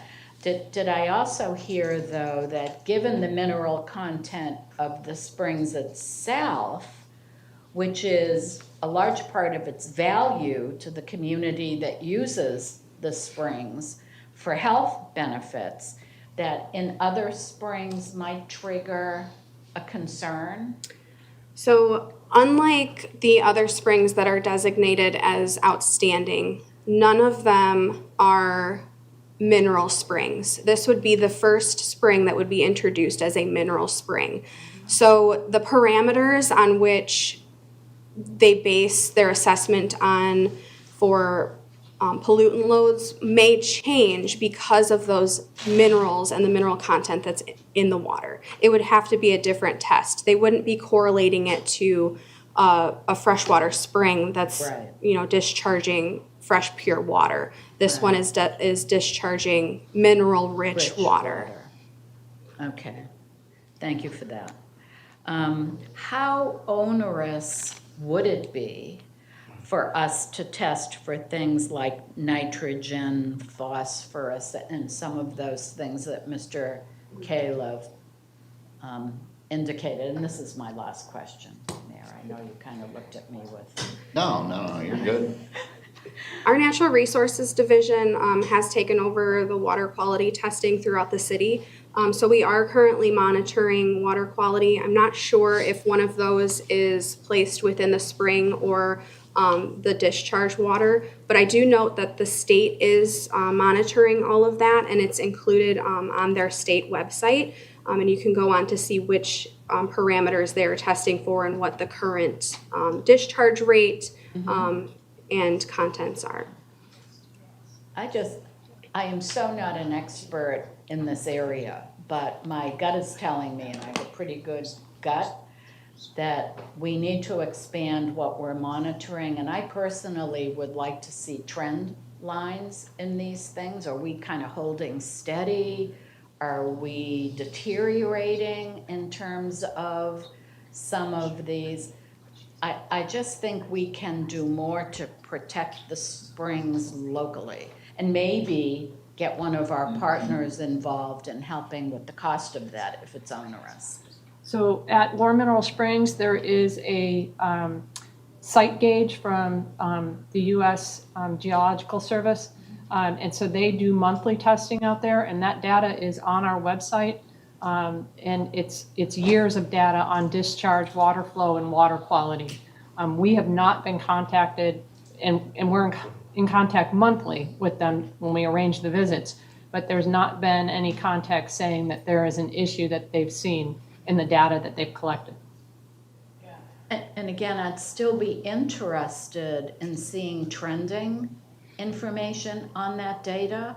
I mean, I personally would like to know before we have an issue that we have an issue, because we might be able to take some preventative or remedial steps to prevent the springs from falling into a state that we wouldn't want it to. And that's really all I have. Folks? Yeah. If I may, Vice Mayor, Yes. Stefan Califf, Natural Resources. So we always can have this opportunity to do further testing as a city. And it's always a matter of time, staff time, and resources, of course. See you at budget time then, huh? Commissioner Stokes? I mean, the reality is that if there's problems with nitrogen, phosphorus, and oxygen levels in the springs, the odds are it's going to be coming from the surrounding properties and the septic and the wells. And, you know, they all lie within unincorporated Sarasota County. So, you know, to devote city resources to look for a problem that at present doesn't appear to exist, to search that out, then run the repercussions of, you know, well, not the repercussions, but were we to find there's a problem and it was coming from all those properties, which most likely it would, then how would the city go about solving that problem anyway? Since none of those people live within Northport, they're unincorporated Sarasota County. So would Northport sue the county to force these people to convert to, I mean, this just is like, huh? We got other governmental agencies looking at this who monitor periodically. We look at our water quality and our fecal levels. So as you know, was stated, it would trigger an alert. It would tell us we got some problems here. There does not appear to be any problems. I mean, if we really want to protect the springs, let's just shut it down.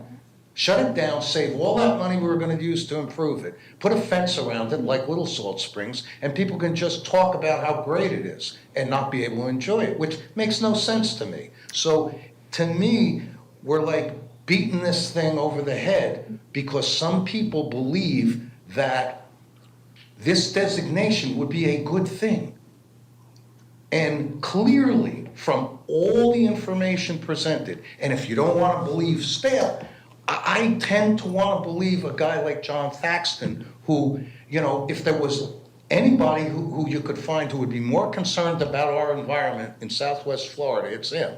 And you heard him earlier today say that in a nice way that this designation doesn't make sense when we are doing our thing to keep track of the springs quality, and we have conservation easement plans and plans to protect and take care of this property by ourselves. So I just can't wrap my head around doing anything more and devoting resources. I mean, where in the world would you get the money? And if we force this issue, I mean, who's gonna pay for it all? So, why create a problem that doesn't exist? And I just don't see the problem at this point in time. I just don't. I just think that there's this perception that this designation would be exciting. People would think, oh, wow, we're a designation. I mean, it's not a good designation. It's the designation to say you got a problem. That's what this is all about. You got a problem that's got to be fixed, and everybody's going to pay for it. And we aren't there, so why would we do it? Anyway. If I may provide a few more additional comments to what you said. Currently, the spring's not designated. If we were to confront our legislative lobbyist to add this spring, it would have to go through intense reviews. So currently, it's not a first or second magnitude spring.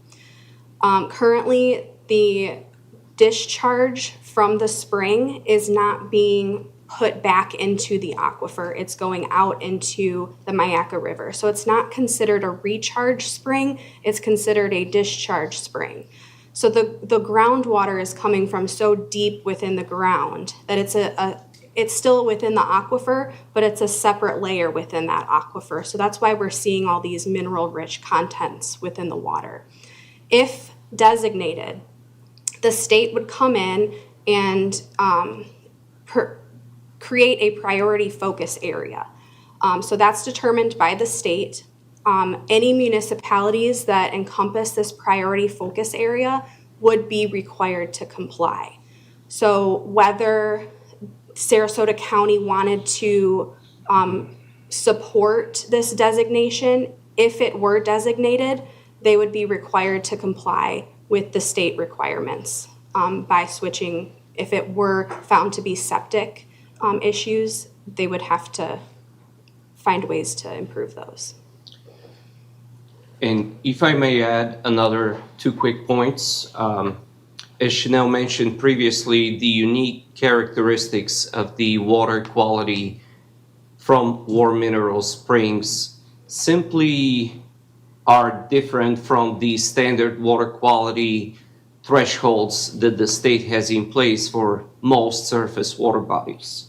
So this is why, as our Parks and Recreation Department stated, the fecal coliform bacteria parameter would probably be the ideal one to study, where we still have sufficient information without really overdoing it, as it does not simply meet the standard water quality criteria that we have. So this is why factors such as dissolved oxygen may not be ideal for this specific water body.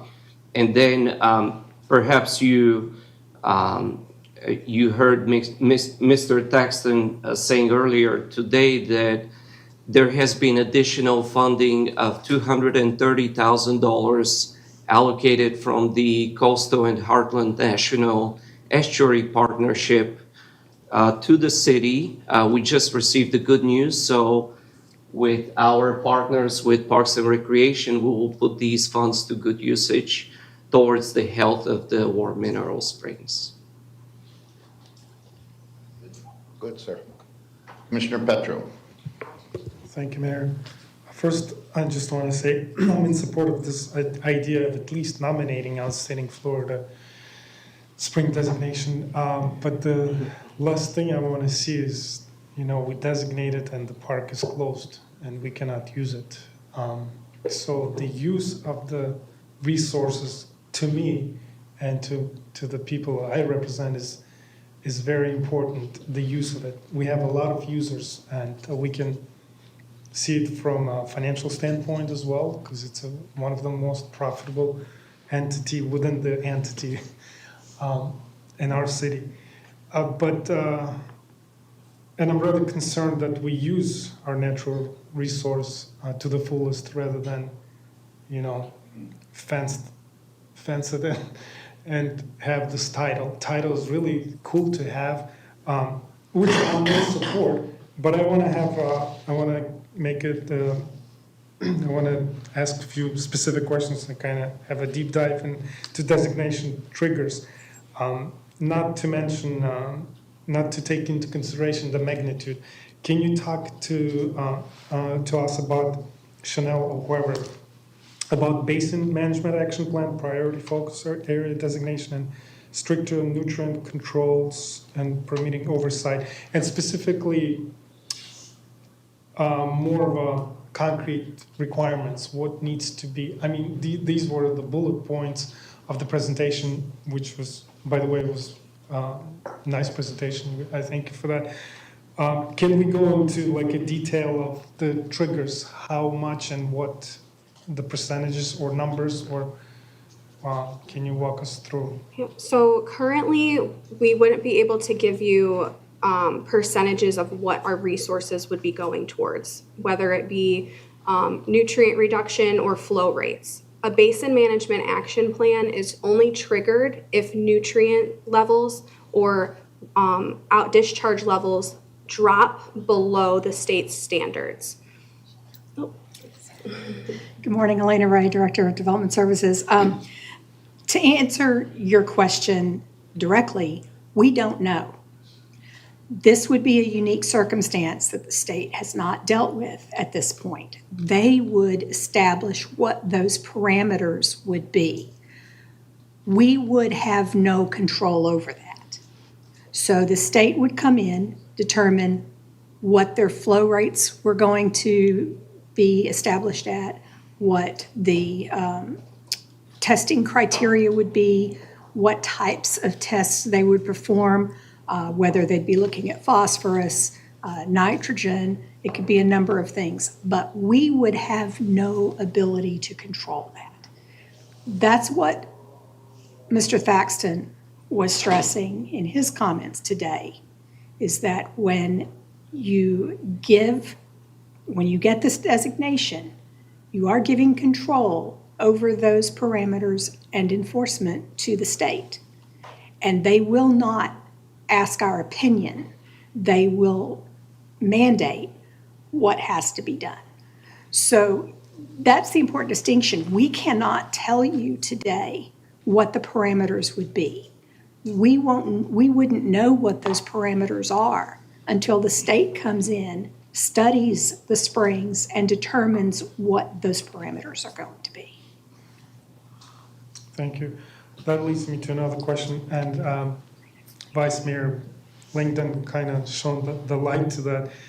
Can we start, I guess from my point of view, we are doing ourselves a disservice by not jumping to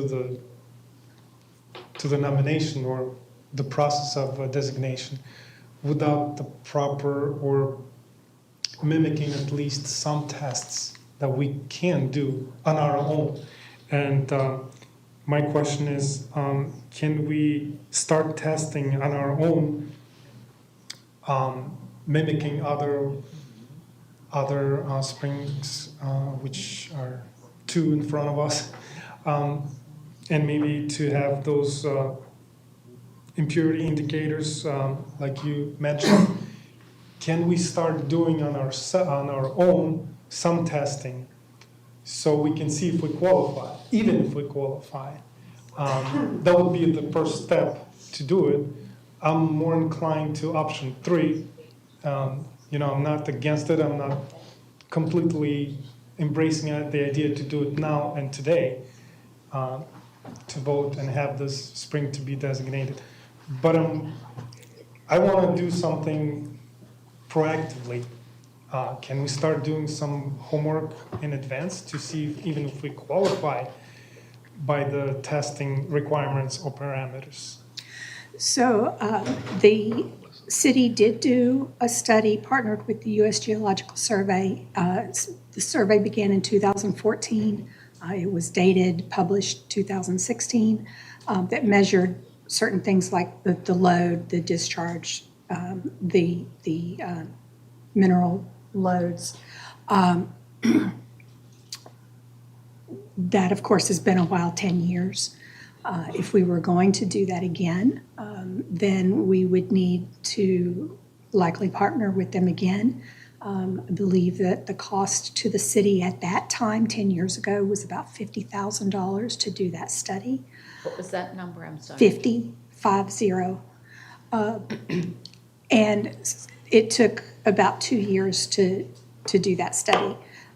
We would need to go through that process again because without a study, what do you measure?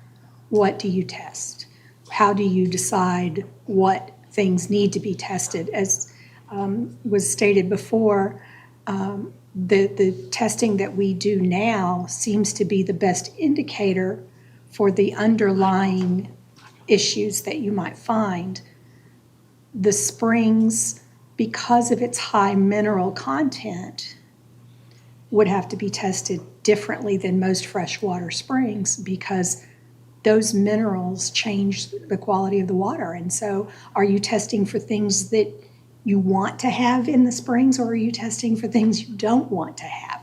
Currently, the testing that we do gives us what we believe is the best indicator for those things that we don't want to have in the springs. If we're going to do more than that, then we would need a study to tell us what those things might be. And second, Commissioner Petro, City Attorney wants to comment. City Attorney. Thank you, Mayor. I just want to make it clear that when we talk about designation as an outstanding mineral spring, there's a statutory definition for that under the Florida Springs and Aquifer Protection Act. And it specifically says either a spring of a first magnitude as defined by the latest bulletin by the FDP, or one of 6 other springs. Then that's important because this isn't just like a program that DEP says that if you do some testing, you qualify for. In order to get this designation, as we're talking about, we need a statutory change, which would be like any bill or any law. So there would have to be a bill that would pass in the House and the Senate and signed by the governor. So I don't want to get ahead of the staff, but we do all the testing in the world. And if there's no political will up in Tallahassee to do this, then we're not going to get that. Correct. And I think the thing that we're trying to determine today is whether the commission wants to pursue that legislative change or whether you want to continue managing war mineral springs at the local level. If we are going to manage it, that's the first decision. If we are going to continue to manage it at the local level, then we can talk further about the types of things that the commission might want to test for, study, protect. So we are currently doing some things around the springs that will help the ecosystem surrounding it, and which will ultimately help the water quality. But that's something we can discuss as we go forward as well. Really, the answer that we need to know, because the legislature is in session, is does the commission want to pursue that designation? And if that designation is approved, recognizing that we will be giving that control to the state, or does the commission want to keep the control at the local level? That's really where we're at today. And I was aware of this because I read the options. Obviously, there's option 3 as well, which, by approaching our state legislature, and I was aware, and thank you, the city attorney, I was aware that the legislature, statutory statutes, or whatever you want to call it, have to be changed. My position is more of a, if we decide not to, let's shelve it completely. I'm open-minded. There are some things we can do proactively, and as we heard that from Khalif, we've and from John for that matter, that we're going to get some additional funding we can use towards that specific springs, and maybe do some more testing just for our peace of mind, and to see if we even qualify. What if we not even qualify? And I know it's early in the game, but going to the state legislature or our representatives, and it's also jumping a gun, if you will, because if we don't know ourselves what we want or what we're heading to, that's also, in my view, at least in my opinion, we're doing ourselves a disservice because, like you said, it's very unique. The natural resource is so unique that they have to amend, if you will, like all the requirements of what we're testing. But my approach would be much simpler, maybe on the level of staff, not even involving the commission as far as additional funding, but maybe to test something else and to see so we can see the trend over let's do 4 times a year, quarterly, or let's do monthly, whatever we decide, so we know where we stand. If the idea of being designated is really really high level idea, and it's really high earned title, but what if we get closed? That's another issue. But we have to have some guidance from you as a staff to see and to show us maybe on a quarterly basis, hey, this is where we are, this is the nutrients or minerals we're testing for, mimicking the other natural resources in the state, or designated resources, springs, I'm sorry. So this is where I'm open to, and if the board is willing to do it, maybe to do something more than not doing it all. I've also want to address this issue that residents have contacted me who really invested in the area financially, but also the big users of the springs. So they were, and I don't know where they're getting this information from, but that the level of impurities in the springs have been rising, and I just refer them to you guys. Trish But Sturgis, can you address that issue too? Assistant Director, Parks and Recreation, yes, I can. So the study was done in 2014, presented to Commission in 16. When we took over operation of the springs, specifically myself, there's a lot of time and effort put into what those tests are. One thing we have to understand is no matter where we take water from when we're talking about water, there's going to be a makeup content. If I fill a swimming pool in South County, Punta Gorda, you're going to have high phosphates because you're taking water out of the Peace River. That's going to be an indicator when I'm trying to balance water and I'm trying to add chemicals and I'm trying to do bacteria testing to make sure that water is safe.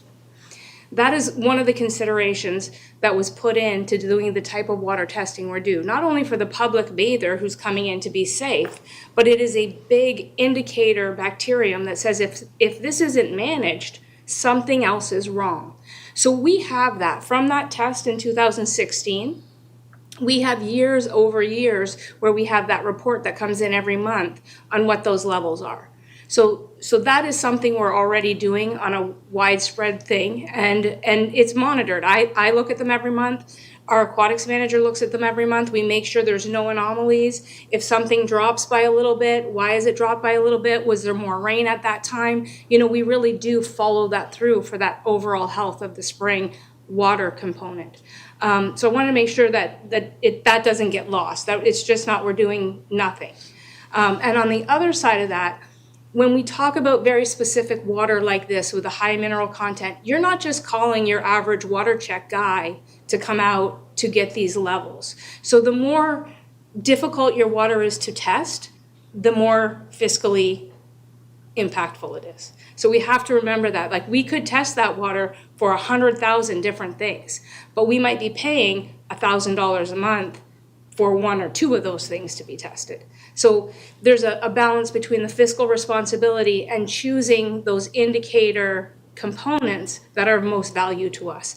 And I feel that's what we did. And we can go back and show, from especially the time we took over, that path of where those numbers have been. So just 1 second. Let's just get it back to where we are on the agenda. The shoulda, coulda, woulda, what we can do in the future would be another agenda item. We're here to discuss whether we want to do the outstanding springs or not. Now, if we want to do more testing, like Ms. Ray has stated, we might have to do a study for 50,000. We're not going to get through all of that in this discussion.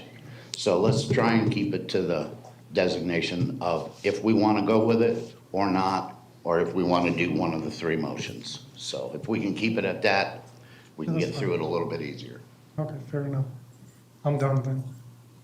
I didn't mean to cut you off, but I'm just saying that would be another discussion, the further we go into how do we fix this. Yes. That's all I was trying to say. Just to finish with this, I was not advocating for any study by no means. What I was advocating is, or asking, to mimic whatever the test they're doing right now for the other outstanding designated springs. And I cannot imagine that they do $1,000 per test per every day or every week. But somewhere, because this is our homework, before we arrive to this conclusion whether to proceed or not to proceed, we don't know the actual data.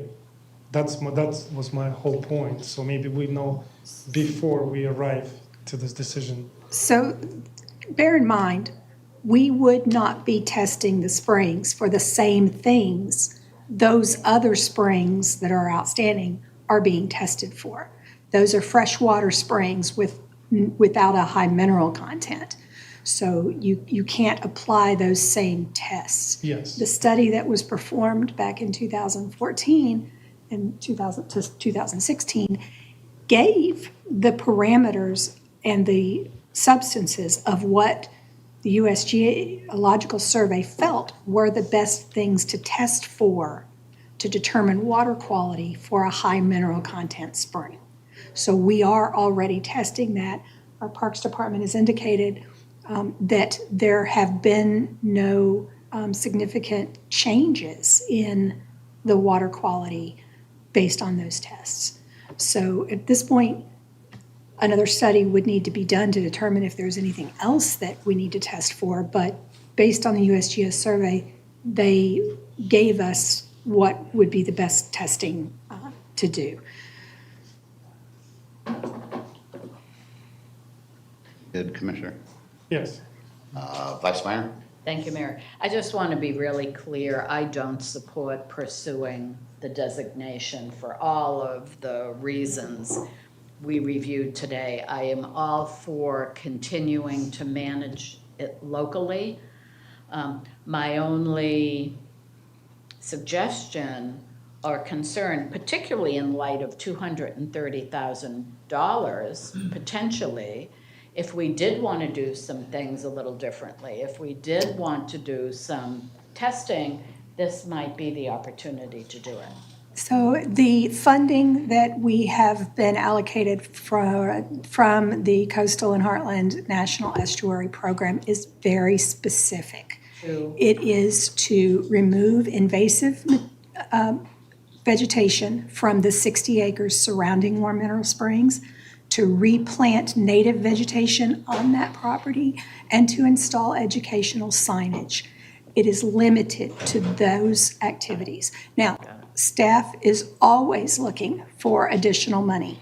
We are ready and willing to take any money an organization wants to give us to improve the environment. So our grants team and our natural resources team are very active in looking for those opportunities and applying for those opportunities, and we will continue to do that. So if we found an opportunity that would enable us to get funding for water quality studies, we would certainly pursue that for the Thank you springs. for that information, because I wasn't aware of that grant and what was involved. Poor Elizabeth Long, she's not here to defend herself, so I'll invoke her once again. I can remember her saying that one of the best tests they did, that we regularly test the quality of water coming into the city and then leaving the city. And the canary in the coal mine shaft is sucrose. And she said one of the best ways to test potential septic issues coming into the city was the level of sucrose in the water. So I just bring that up in that I believe we have very skilled, very knowledgeable staff. And I would like to see some thought given to what might we do, testing or otherwise, to ensure the quality of the springs for future generations. Yeah, I mean, I've said that before. So local control, yes, but I'd like you guys to take a look at what might we do to ensure that we are protecting the springs for future generations. Thank you for this question, Vice Mayor. In my opinion, one of the best indicators would be consistency right now, as we already have established some data, and evaluating whether this data is consistent or it fluctuates, that can tell us a lot. As I mentioned earlier, it's a unique water body. Right. This is why some of these standard criteria would not really apply. We are conducting some water quality testing for our canal systems, and we have an idea of what comes in and what leaves the city, but this would not really apply with the unique characteristics of War And I Meadow agree Springs. 100%. That's why I'm supportive of local control. And I think staff is the best arbiter of how we monitor the health of the springs moving forward because of its unique properties. So that's all I'm going to say. I know Commissioner Stokes, who always has a lot to say, is getting very impatient with my loquaciousness. So I will yield the floor. Commissioner Stokes. I don't know, I mean, I've been listening to you, and the same questions keep coming back again. First of all, if we're spending millions of dollars to fix the springs, and to proceed on a conservation easement on the 60 acres, I sure don't support anything that's gonna cede control to the state. I'm not comfortable with a lot of the control the state already has, okay? That's first. Second of all, this designation is not a good designation. I don't know why people seem to think that this outstanding springs designation somehow makes this a greater springs. It tells you have a problem with water quality. Thirdly, I heard you say it, each one of you, multiple times. The testing we do is a barometer of potential problem, and it's the best barometer we have to work with. You can say, let's test for everything, but the reality is that it's gonna cost a lot of money, and we don't even know what the hell we're gonna test for. This is different than every other springs. I heard every one of you say it. It requires a study which costs the taxpayers money to investigate what it is we even want to test. Yet we already have a methodology by which we can tell if there's some problem. Now, we may not know what exactly the problem is, but if there is a problem, we can then proceed further. So as far as I'm concerned, option one, in my book, isn't a consideration. 3 isn't a consideration either, because there's no need. Option 2 makes most sense. We pursue local strategies. We focus on our conservation easement, ordinances, and tailored solutions. If a problem arises, we address it. I just, over and over, you guys said it, and I don't know why it's so hard to understand. We don't know what else to test without studying it. If this commission wants to vote for 50, 100, 200,000, whatever you want to spend to investigate whether or not we should do certain other kind of testing, by all means. Where's the money coming from? So, you know, I'm an option 2 guy, and that's all I got to say. Commissioner Duval. Thank you, Mayor. A lot of issues are discussed here. And one of my very first questions is, things or parameters are talked about, like imperiling the flow rate. This spring comes from underground, and I don't know how anyone's going to be able to affect the flow rate in anything other than a bad way. Okay, I don't understand, I couldn't see the city, the state, anyone increasing the flow rate if the flow rate goes down. Are we gonna drive down 75 feet and drill a new hole in the wall? I just don't see that. Now, I've heard said that, some people believe. Well, some of those people that believed were a past commission. A past commission asked to have this outstanding springs designation sought. And that didn't happen. And it wasn't a commission that changed that. What I've seen in the past is people wanting to do a P3 around the springs, build a hotel, commercial, in other words, make money. It's hard for me to believe that everybody's main concern is to protect the springs. This commission took the conservation easement that was 60 acres, that is now 60 acres.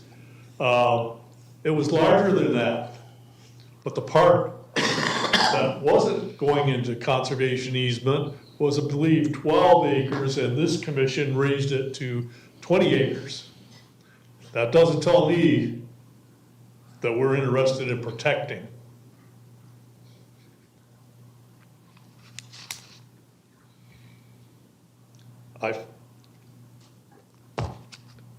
This was done in the past, with the aspect of looking to protect. And it is a different spring, being that it's a mineral spring. And it will be up to the legislature. All we're doing is asking the legislature to make us basically a special exception. They're gonna have to pass statutes because it doesn't come under the large flow rate or the number ones and the number twos. This is a very special spring. And for anyone to, if it's designated outstanding special spring designation and you have to do some special things to protect it, that alone is just enough to say, this really is special. It's something that no one else has. And you don't think that that's gonna draw people to want to come and visit it? I'm for sticking with the path that was originally set down to seek this designation. Thank you. City Clerk, any public comment? Yes. We have Robin Samasente, Pam Tokars, and Debbie Blackwell.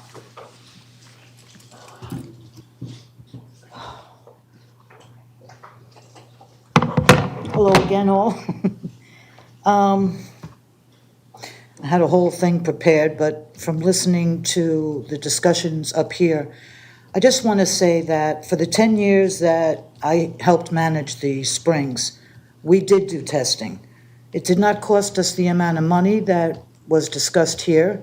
That spring, being the third highest mineral content spring in the world, attracts an international clientele who depend on that spring for healing benefits of the mineral content of that spring. We tested for the mineral content of that spring every 6 months. The criteria now is because it's an open bathing area, so you have certain criterias that DEP puts forth, like the bacteria and the fecal matter and all that they were testing for. We provided, I think, Stefan, we provided you with an independent testing that showed that the phosphorus and the nitrogen levels were increasing over periods of time. Sometimes they would spike and sometimes they would, go out depending upon the rain events, I guess, that we would have and the flow off. So we can strengthen our oversight of the water. Again, you have that specific algae that is part of that spring that's constantly being removed. Everything is balanced within that spring and adds to the overall benefits and the ecological health of that spring. So protections have to be in place on that spring. The designation, with all the development that's going on, all of Ortiz, those wells are only 40, 50 feet deep. I can't even tell you the problems we had. They're leaking. Everything is going to affect the overall health of that spring with all this development that's going to be taking place. We have to protect the springs. You have a responsibility to do that. Now, is this the right time to seek the designation with the pending conservation easement?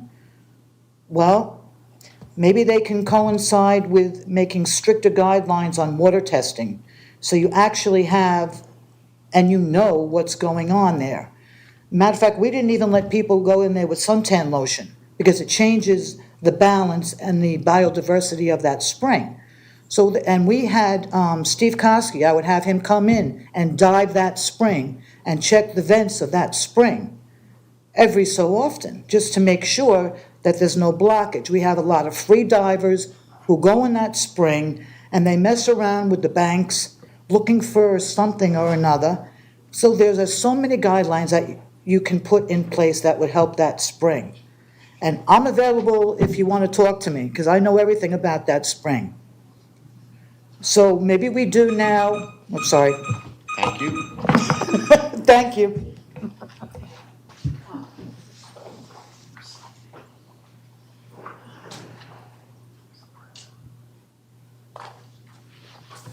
Hi, Pam Tokars.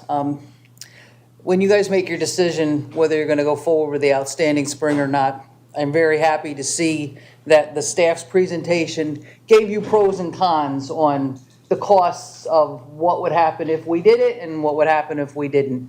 And one of the things that I'd like to point out is if we became an outstanding spring, are there any other funding besides that state spring funding that would be available for an outstanding spring designation? And I do like what Vice Mayor Langdon stated. The city can develop something to protect the springs in the long term. And if we protect it on our own, then we wouldn't really need the outstanding springs designation. And a couple of other points that I'd like to bring up would be, if we did go with an outstanding springs designation and there's an issue with the water, how long do those people have to hook up to the water and sewer? Are they going to give you a time frame or what? You know, that might not be something you'd be able to meet if you couldn't hook them up all at once. And then also another thing to take into consideration, since this is a Florida state statute, the act, what happens if they change that act in the future and make the parameters for the outstanding spring a little bit more, I don't know the word I'm looking for, heavier or more cumbersome to the city to do? So take some of those things in consideration with that. And based on what I've heard today, I'm not really too thrilled with going ahead with the outstanding springs, because I think in the long run, we can hopefully, with the Natural Resource Division now, develop a plan and protect the springs on our own. Thank you. Thank you.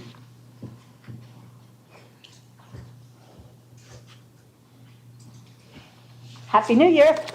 Happy New Year. Debbie Blackwell, big fan of the Springs and a great advocate for what the Parks and Recreation Department does to just take care of that springs in the water. Growing up near Philadelphia, Ben Franklin is engraved in my brain: an ounce of prevention is worth a pound of cure. Now, we, a few months ago, had speakers from the Sarasota County Environmentally Sensitive Land Commission speak to us about what's going on with Welland Park by Tarpon Point and that land there. They want to build luxurious waterfront residences. Being a poverty-stricken teacher, I'm not up for it.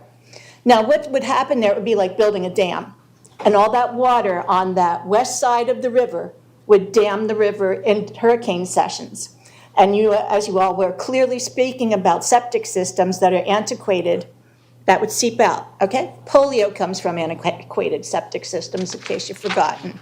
So that dam water would go to the RV resorts, it would go to the Warm Mineral Springs neighborhood, it would flood out the Warm Mineral Springs and Deer Prairie Creek.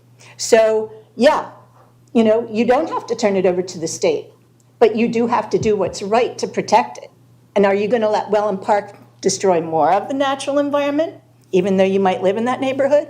Or are you gonna stand up and protect the water by not allowing that to go through? That is the number one threat, because I know that that water is being tested regularly because I speak with the people that are doing it. I know that there are invasive species right in the 20 acres that need to have the city bushwhacker go in there and whack them out and get them down. They're strangling out the natives. And that's what protects the water.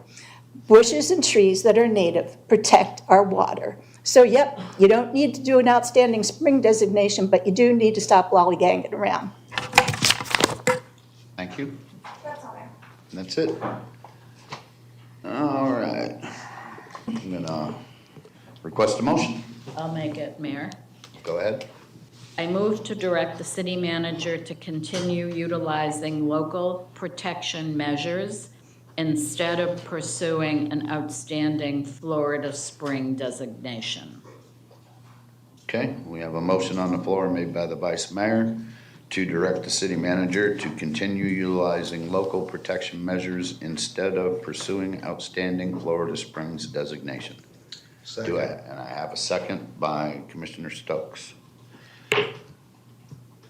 All right, let's vote.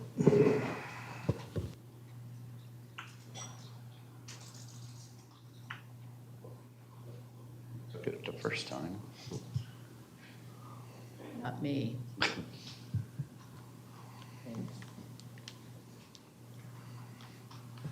And that passes 4-1. Commissioner DeValle, you have anything on your dissension? I think, you know, the words I spoke, you know, before we had, I think that's sufficient. I think you understand why I'm not for this measure. That's fine. Just wanted to give you the opportunity, sir. And that's fine. Thank you. All right, we're gonna take a 5-minute break and then we're gonna come back and finish this up.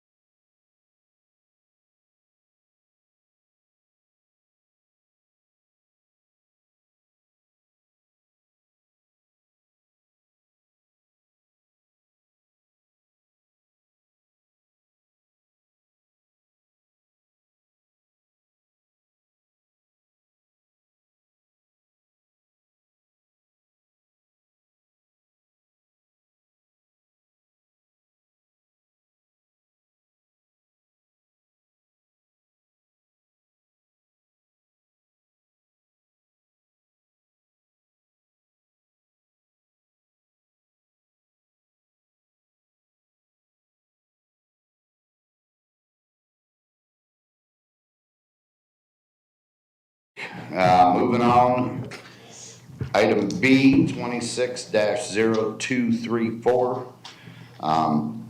Discussion and possible action regarding lowering the tax rate that the city charges on Citizens Florida Power and Light, FPL, electric service bills. This was requested by Commissioner Duval. Commissioner Duval, this is your item.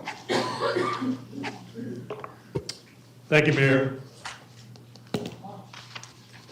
When I moved to the city, 2008, the city of Northport charged 2% on Citizens FPL's energy bill. A couple of years ago, it was brought up, to raise that tax. And it ended up getting raised by 6%. The result of that was the city got revenue of $4 million that year from that extra 4%. The next year it was raised from 6% to 10%. So I presume that it went from $4 million that the city got to $8 million. The city also charges a franchise fee. I don't know how many people understand what the franchise fee is, but I went to FPL's site, and FPL says, franchise charge. FPL competes with municipalities and county governments for the right to serve electric customers. If a local government chooses, it can enter into a contract with FPL that enables the government to charge residents a contractual amount. The franchise fee in exchange for its agreement to not form an electric utility for the term of the franchise. And currently, FPL says that franchise fee is about 5.9% minus any sales of government agencies going to commercial. They say 5.9% of billed revenues less actual write-offs from the sale of electrical energy to commercial, industrial, residential customers with the incorporated areas of the city. What I did was I looked at my most recent bill, which was a very small bill due to the time of year, not using the swimming pool in November, December, not using as much air conditioning. I had a total bill of $116.24. Of that $116.24, the city of Northport got $15.52. I figured out the amount. It's broken down on your bill if you look at it, the difference between the franchise fee and the city tax, the local tax. It ended up being $6.09 or 5.24% for the franchise fee. Plus the $9.43 for the 10% tax.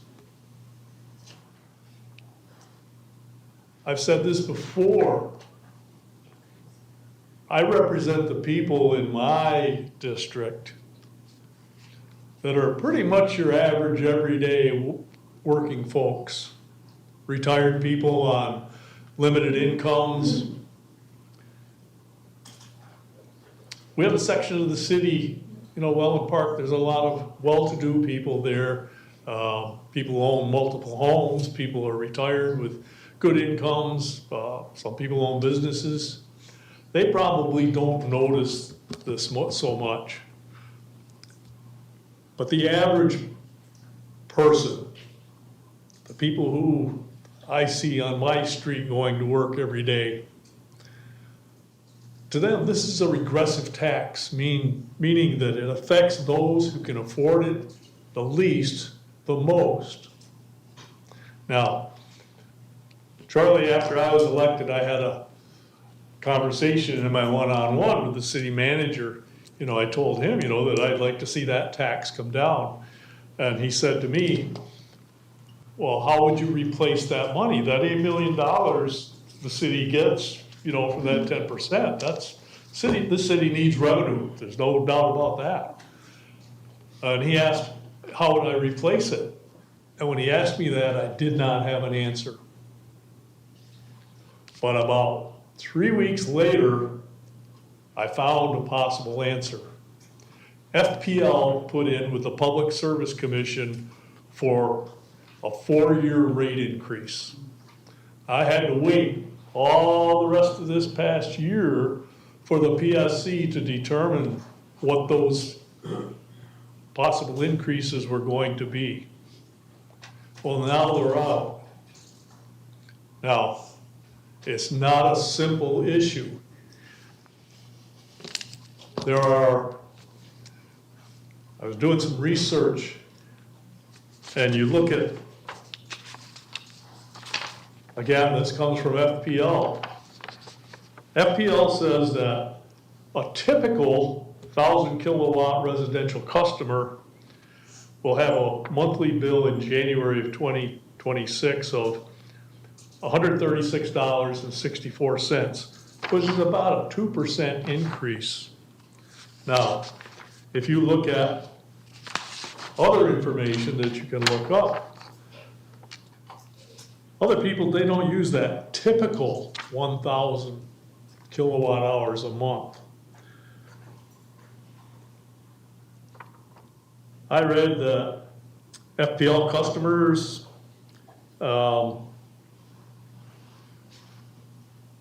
Northwest Florida, they're a little different. But they say that currently, the customers in a traditional service area who use 1,000 kilowatt hours a month currently pay $134.14, and they say that under this proposal, it's estimated to go up to $142.37 in 26, $148.29 in 27, $149.93 in 28, $151.99 in 2029. They also say that they use words, the average customer, and they say the average customer pays a lot more than that 136. FPL uses the word typical, and then others use average. What I'm getting at here is when you go to Walmart or you go to any other store in the city, you pay the state sales tax of 6%, plus Sarasota County, we have that extra percent. Okay, so you pay 7%. You go to Target, you're going to pay 7%. But the city of Northport charges 10%, plus another approximately 5.9% added on to your bill. And I feel that's egregious. And I'd like to see it come down. And I'd like people to just imagine that the headline in the newspaper says, City of Northport is going to lower their tax so that as FPL's bill goes up, Northport residents aren't going to see the results of that increase where people who live outside the city are. We can set it up so that the city keeps that $8 million. Now remember, they're increasing on that we are increasing on that 8 million each year as we're getting, number one, the higher rates, and number two, there's more people moving here. Public Works says we're adding 45 customers a month. So more people are paying the tax, we're getting more money. For this year, I would like our city staff, finance department to work on the numbers and see what can we lower our percentage rate to this year to keep those bills level so our citizens don't see that increase. Can we lower it 0.5%, 1%? Now the next year, that $2 and something increase is expected to be about $10. And that's just based on 1,000 kilowatt hours. Average people use closer to 150 kilowatt hours. So this is what I'm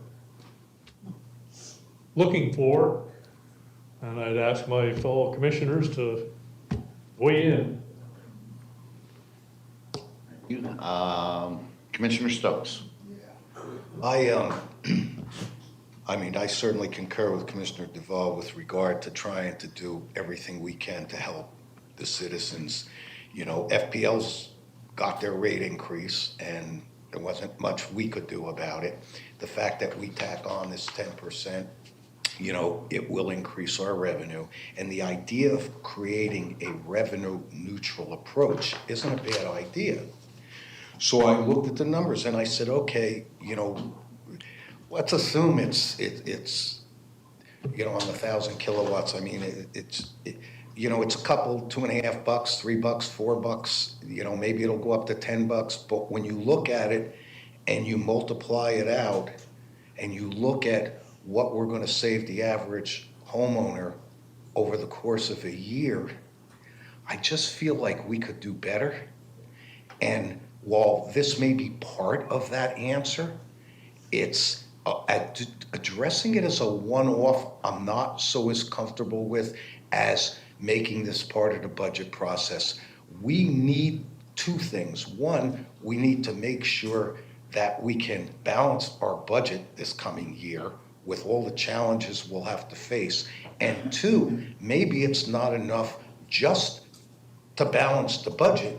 It's what, if anything, we could do to actually put some more money back in the pockets of our citizens. I don't know if that's realistic. We tried last year. I asked, but there was no way it happened. It just didn't happen. Every year we face $5, $6, $7 million worth of increased costs just from salary increases that are union mandated and benefit increases and the increase in costs of materials. We have that hurdle to overcome just to get to a balanced budget. So to me, this conversation is part of our budget process. I would hate to do a one-off on this, only to find that there may be better ways. We need to give staff direction on what we as a commission, at least this is my opinion, where we want to be next year. What do we want to do? We got two things, balance in a budget, and also what do we do to help our citizens? You know, right now, everybody feels they're paying more than they can afford to pay. So this would be a way to return some dollars, or at least to create a revenue neutral situation. Maybe we could do more than that. And I don't know how we figure that out until we get into our budget process. So, you know, I don't want to say no to this at all. I support the idea of trying to find ways to save our taxpayers money in this city. But I think we need to do it in a bigger way. And I think that this year, we all better be ready for what that's going to entail. And if we want to help our citizens out, then let's just cut through all the crap and accept the fact that it's going to have enormous impact on the services we provide to the city. That's where this discussion should go in my book. And the sooner we start having it for this next budget year, the better. So I'm supportive in trying to do something, but I don't think we ought to jump on this at this point. I think we ought to make this an integral part of our budget process, because there's a bigger fish to fry here. So, thank you, Mayor. That's all I got to say. Thank you. Vice Mayor Langdon. Yeah, thank you, Mayor. City manager, well, let me start. I philosophically agree with Commissioner Duval. I think what you're suggesting is a rollback rate. So and I'm making up these numbers, if the city is currently getting $8 million through these surcharges, or whatever you want to call them, and FPL's base rate is going up, then what we would collect would go up, unless we sort of say, okay, let's maintain at a rollback rate. That might be one way. So to Commissioner Stokes' point, that could very well be one way we choose to soften the impact on our residents. So now my question to city manager, would it be possible by the time we start our budget conversations that we would know how much revenue are we giving up if we go to the rollback rate? And then that would be one of the options on the table that we could evaluate during the budget cycle to soften the tax situation. Yes, ma'am. Then I would go for that. I wouldn't, although I'm very supportive of the concept, I think it's really creative thinking, and I thank Commissioner Duval for coming up with that. It certainly can be one in a variety of ways that we either cut costs or but I think it belongs in the budget cycle with a broader choice of options. My 2 cents. Commissioner Petro? Thank you, Mayor. I agree with Commissioner Duval, not only philosophically, but practically speaking. Not only this is the right thing to do, I think it's, as the board, we have to do it. And since the topic of the budget was brought up, maybe perhaps we can take a look back and see what the previous commission did. And what the previous commission did was, when they had a shortage in the budget, to balance the budget, they raised the rate from 6% to 10%. Correct me if I'm wrong, but that was to close the budget deficit of about slightly over $1 million. Now the budget was passed and the year goes by. We never went down. We just left the rate unchanged and never came down, instead of cutting other expenses.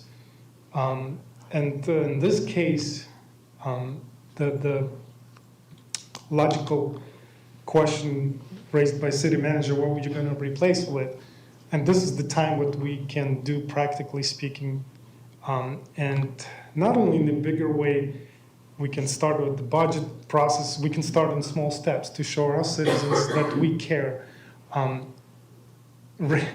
And I think the FPL is raising this is the point, and I want to make when the FPL raised their rates starting January 1st, 2026, that we can do an offset, and it's only a matter of math, and we will know and do exactly what they did. Instead of increasing our revenues as a city, we would adjust to the FPL rates, because in my opinion, this is unfair to the residents. That's one. The second point, we don't have to wait for the budget process to start. We can help our citizens right now, right this minute, by talking and taking action right now. So I think by showing the seriousness of our fiscal responsibility, and this is only makes sense if the percentage rates are increasing, we would decrease our rate, because and frankly enough, this is a lot. 15% of roughly on average FPL bill, that's a lot, I think, as a city. And being our own municipality, we have many fees, many taxes, utilities, franchise, you name it. And this would be only fair to do it now. And I'm in full support with Commissioner Duval to proceed and not wait till the budget talks. Thank you. All right, I'm gonna go a little bit before you do, since I didn't have my turn. Now, I do believe waiting for the budget process is the right way to do it, because I don't think staff has had time to diagnose the numbers to where we would come out at the even, the neutral rate. I think that we would have to look at that and have those numbers. But the other thing too is I believe it was either Vice Mayor or Commissioner Stokes that said, don't we have like 3 different scenarios out there that we've raised up to the 10% over time? We've got different items that we add like the 10% to? I'm not sure I follow. What do you mean? Like, did we add to utilities or this, that, and the other? I mean, Mr. Yarborough, he usually explained it, but don't we have other things that we, added on to? We brought them up from 6% all the way up to 10%? You mean not just that one? Not just the one Oh, that yeah, we're no, talking about. no, there's an annual increase in most of them. Some of them stay where they are, but if you remember, we had a city fee structure study that was done about a year or so ago that sort of made sure our fees were in alignment to where they need to be. But this tax is not isolated by any means. Right, and the cap was at 10% Yes. on most of these. Correct. What I'm trying to get at Yes. is maybe revisiting them all during out the budget process to see where we're at. Well, now you do get to vote on that city fee structure every single year. Correct. So that's part of your budget process.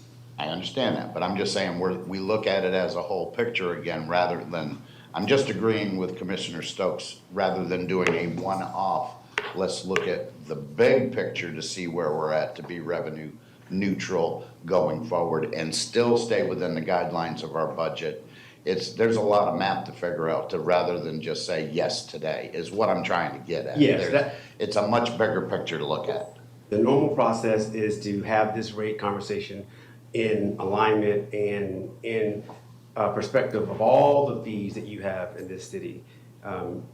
Back to the conversation of the point of if you change the rate, or if you lock the rate in now, how would you do that not knowing the context of the environment of whatever is going to be active by the time we get to our budget? So we as a staff, we have not done any sort of research or work regarding this item because we were not consulted on the item, but we would put this in our budget process in a normal year. Right, and I think that's the proper way of doing it, rather than just settling it today. But let me ask a question, and maybe Mr. Yarborough would know this as well, I'm not sure.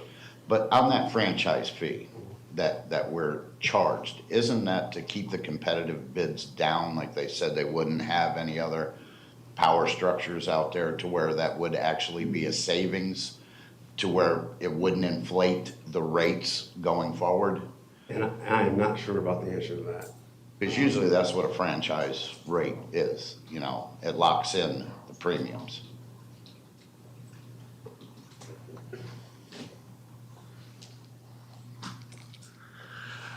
Good afternoon, Mayor, Commissioners, Jason Yarborough, Deputy City Manager. Yeah, the franchise fee it's a twofold. It's the way I've always understood it is for the city not to get in competition with the utility provider. Also, it's permission to use the right-of-way, because usually the utility is in the city's right-of-way, so it's kind of multiple things are being, and as far as your previous, we've done a payment in lieu of franchise fee for solid waste. Typically, if we outsource solid waste, you would have a franchise fee for that, anywhere from 5 to 10%. And then we also have a payment in lieu of tax for on the water revenue.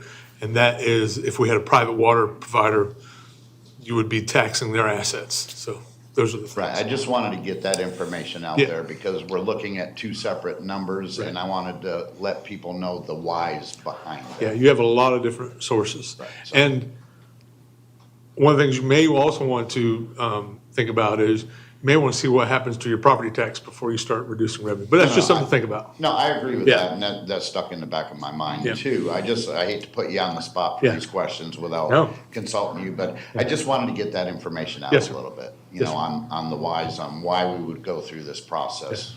going forward. Absolutely. Okay, Commissioner Stokes. Yeah. I concur with Commissioner Petro and Commissioner Duval. I mean, really, everybody, all of us want to try to do something here. I don't think this is enough.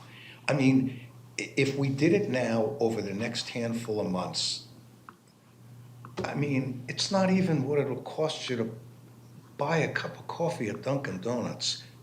We need to find a way, if commission gives staff direction to cut fees, I mean, that's where we're supposed to be giving staff direction on what we want to do. And if we do these isolated one-offs, it doesn't really do enough. And we need to do more. It seems to me if, as a commission, as an elected body, we say, look, we want to look at all our fees and we want to cut them 10%, 20%, 50%, whatever we decide to give staff direction to go do. Then they go do it, come back and say, these are the impacts and implications of making those cuts. But we can then look at this and say, how much would this really mean to our citizens? $3 a year on a $2.50 increase by FPL is nothing. People need more than that. The response of our citizens, who many of us seem to be very sensitized to, will be, seriously, $3? I can't even buy a cup of coffee for that. You know, what is that, a token offer? That's what it is, it's a token offer. Now, conceptually, philosophically, all five of us seem to be in lockstep that we want to do something to help. We've got to do something to help. I want to do a $3 million cut and give it back in lower property tax. We couldn't figure out a way to do that. So I say, as a commission, start thinking about the direction we want to give staff. What do we want to do? I mean, we have the power to do it, but there are consequences to doing it. And if we're going to give money back to our citizens, if we're going to cut their taxes and cut their fees, there's consequences. They may be worth taking. They might be worth accepting. If we're all willing to accept less services in this city, to give money back and make it more affordable for people, then we should do it. But that's how you approach this in my book. You don't do a one-off. It's a great idea. We should apply it to a lot of other areas in the budget process. I say start the budget. Well, we already are starting the budget process. I mean, staff's already working on this stuff. This is an important year, and I just say I want to do more than this.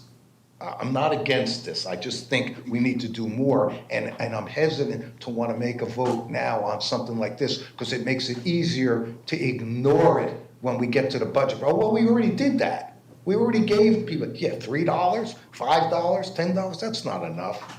So if we want to give money back to the citizens, let's do it. Let's do it and see what happens. Want to cut taxes? Let's cut taxes. State may help us do it anyway. But there's other areas we can cut. So, this great idea though. Thank you, Commissioner Duval, because starting a conversation. So I'm all for let's address this thing as quick as staff is ready to start talking about budgets, let's start talking about it. And let's look at all the things we can do to help our citizens. Thank you, Mayor. All right, Commissioner Duval, you're in the queue. Thank you, Mayor.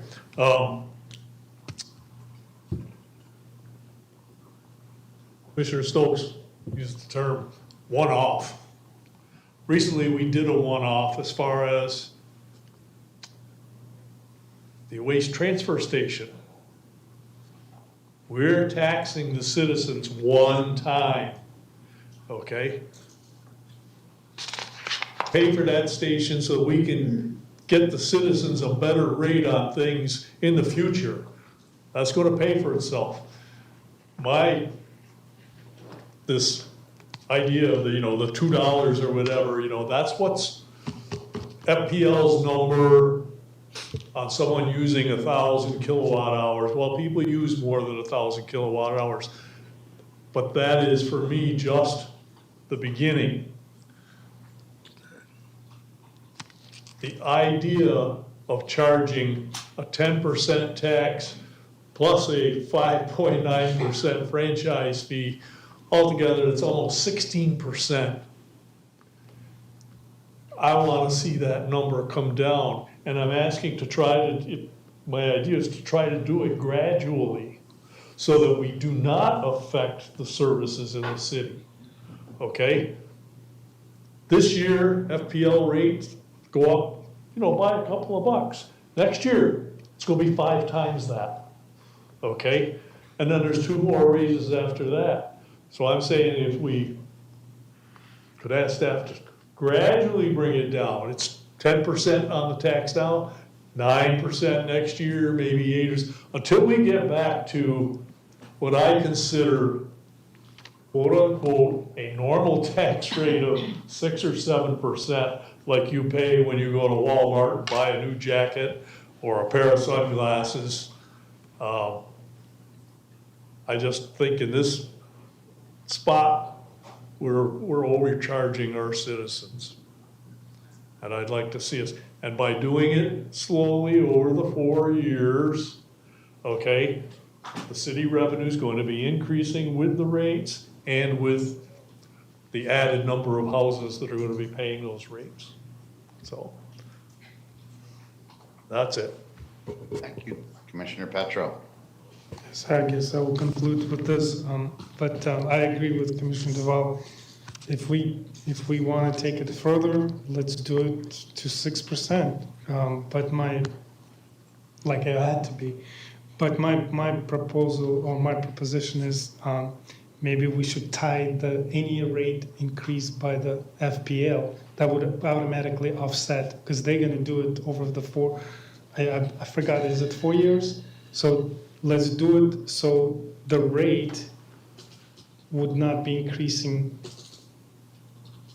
when the FPL rate is increasing to the customers, to the residents. After all, if we don't want to take a small steps or small leaps of faith, let's do it. Let's lower it altogether to 6%, because it was one-time hike to our citizens from 6 to 10, and then the year passed and never talked about lowering that, because we just closed the budget deficit and that's it. I say we take action now, but obviously it's by the will of the majority of the board. Thank you.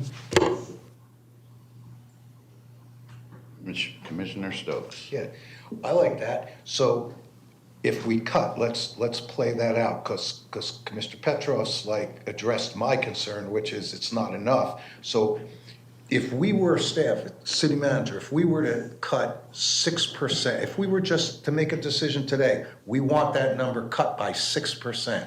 Down to 6%. Down to 6%, okay? One, do we know how much that will cost us? And do we know what, if anything, service-wise would be impacted by it? Do we know the answer to that question now? No, sir. How long would it take to get the answer to that question? And then when we start. Okay, so you see, in effect, you guys, I mean, I think we're saying the same, I mean, I want to think we're saying the same things, that, you know, I don't even think revenue neutral's enough, and I think everyone else would concur. But there's a lot of pieces to this puzzle, and without knowing the dollars, without knowing how it impacts services, I think that's a dangerous thing to do. Or not a danger, I don't think it's a fiscally prudent thing to do when we may find there's other things we could do that are even bigger than dropping this to 6. I don't want to kick this can. We're already most of the way through January. Staff's already starting to work on their departmental budgeting thought. They've got to be. And, you know, we're talking 1-2 months. We're into the process already. I really think we could do better. And I agree, maybe it should be to just keep it revenue neutral. Maybe it should be bite the bullet and cut it back to 6%. Maybe there's other things we can cut. We have to decide really how much we want to do for our citizens.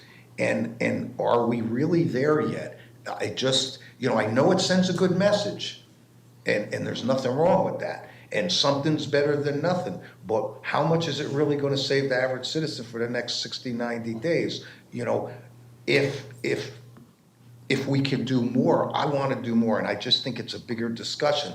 And staff doesn't have the information, as city manager says, to really assess how much we're talking about here and the impact of doing it. And if we could go to 6% now, that'd be great, but how's that going to affect us? What's it going to cost us service? I don't know the answers to any of those questions. I like to have the answers before we voted on this. That's my only concern. You know, maybe we can have some, I mean, obviously, you know, we're not gonna not start to look at this as a city, you know, we're thinking about it, we're working on it. I just wanna do more than this. This is just such a token. It's just it's not enough. Thank you. Oh, just to add on, the one thing that I heard Commissioner Duval said, he wanted to do it in a slower way, a gradual way, this, that, or the other. Maybe when we do go to the budgets and we discuss the budget, and I'm gonna try and rope in Commissioner Petro's goal too, he wants to get it at 6%. Well, we can get the projections and numbers and say, okay, next year, we're gonna take it down 1%. The following year, it'll go down to 9%, 8%, 7%. And by year 4, it would be at 6% as their rate has gone up. But we need to know what the projections are and what it's gonna affect the budget, like I said, going forward, which is not a bad idea, but at least we would have that information. So I agree with you, Commissioner Stokes, as well. We need to have that information. So if the final goal line is getting it down to 6%, what's that look like? You know, that's where I'm at on that. So Commissioner Petro, you're up again. This will be my last one. But I guess we don't have to have any effect on the city finances if we do exactly what Commissioner Duval is proposing, and that is if the FPL raises its rate by, let's say, 2%, the city would need to lower its charge from 10% to 9.8%, and my numbers could be off, but to collect the same amount of money. So no finances would be affected citywide.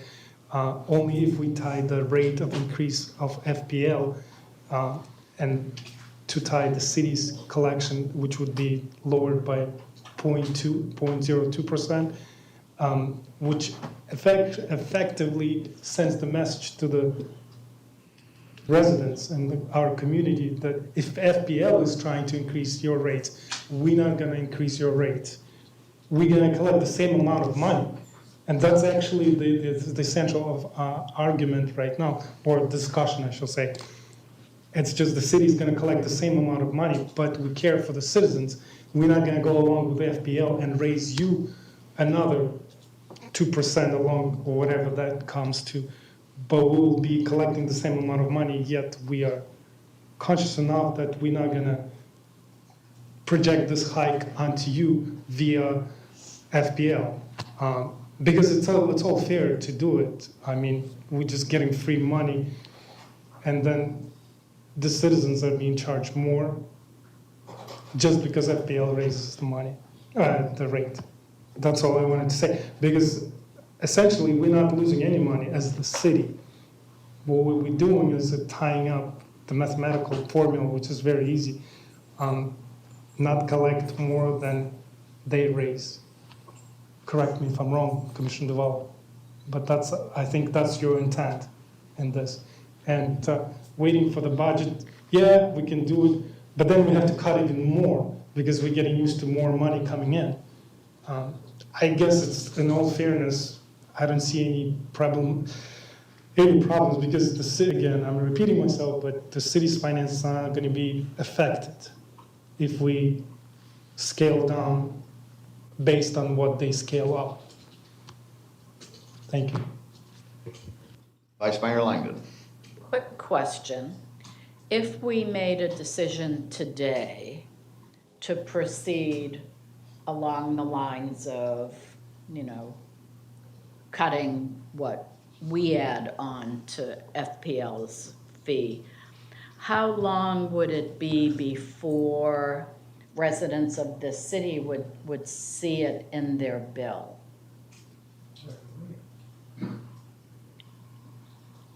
So we'd have to do an ordinance, it would be 2 readings. I'm not sure anyone can give you an accurate answer on that. I mean, they're not gonna feel it right away is my point.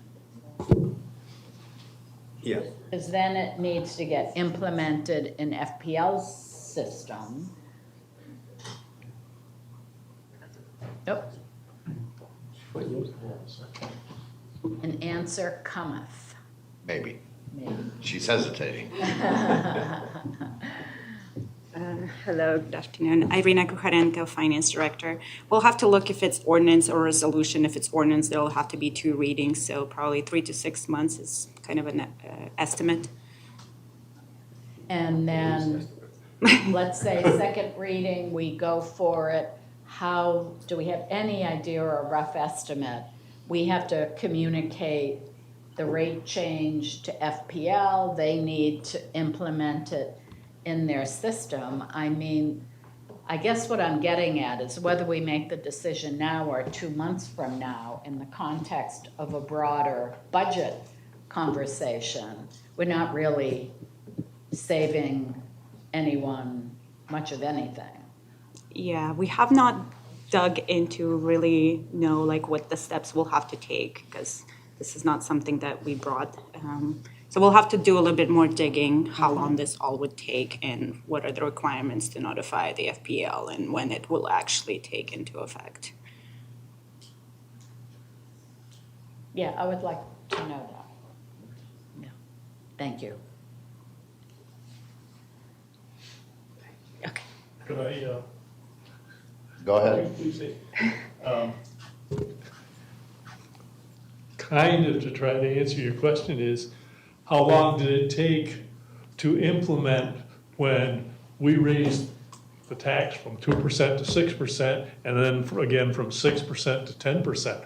How long was it before the citizens saw that in their bills? Well, it was done during the budget cycle, so we had, plenty of time to notify and do all of the processes. I don't have that information right now to actually provide you exact time frame. I'll have to look at it.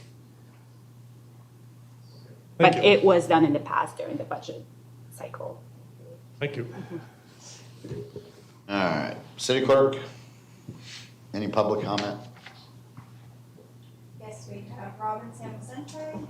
No. No, none of this one, actually, no, none of this one. All right, I'll request a motion.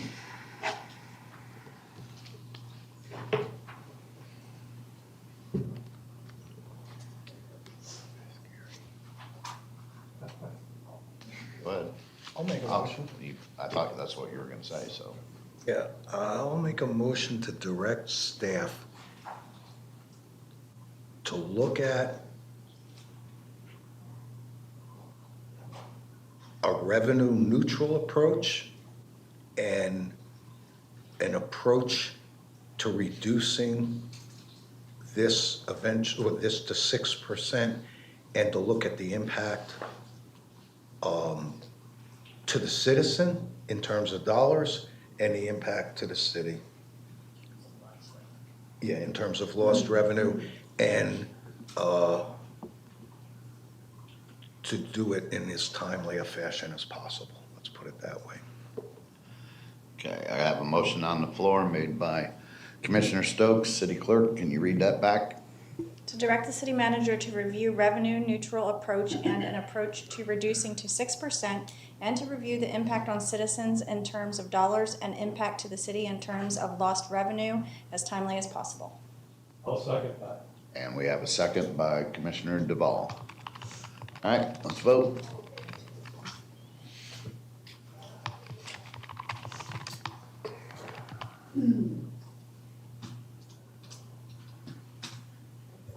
Three times, maybe 4. Some money in the budget to fix these. There we things. go, 4. 4 score. And that passes 5-0. Cool. All right, moving on. Let's see where we at here.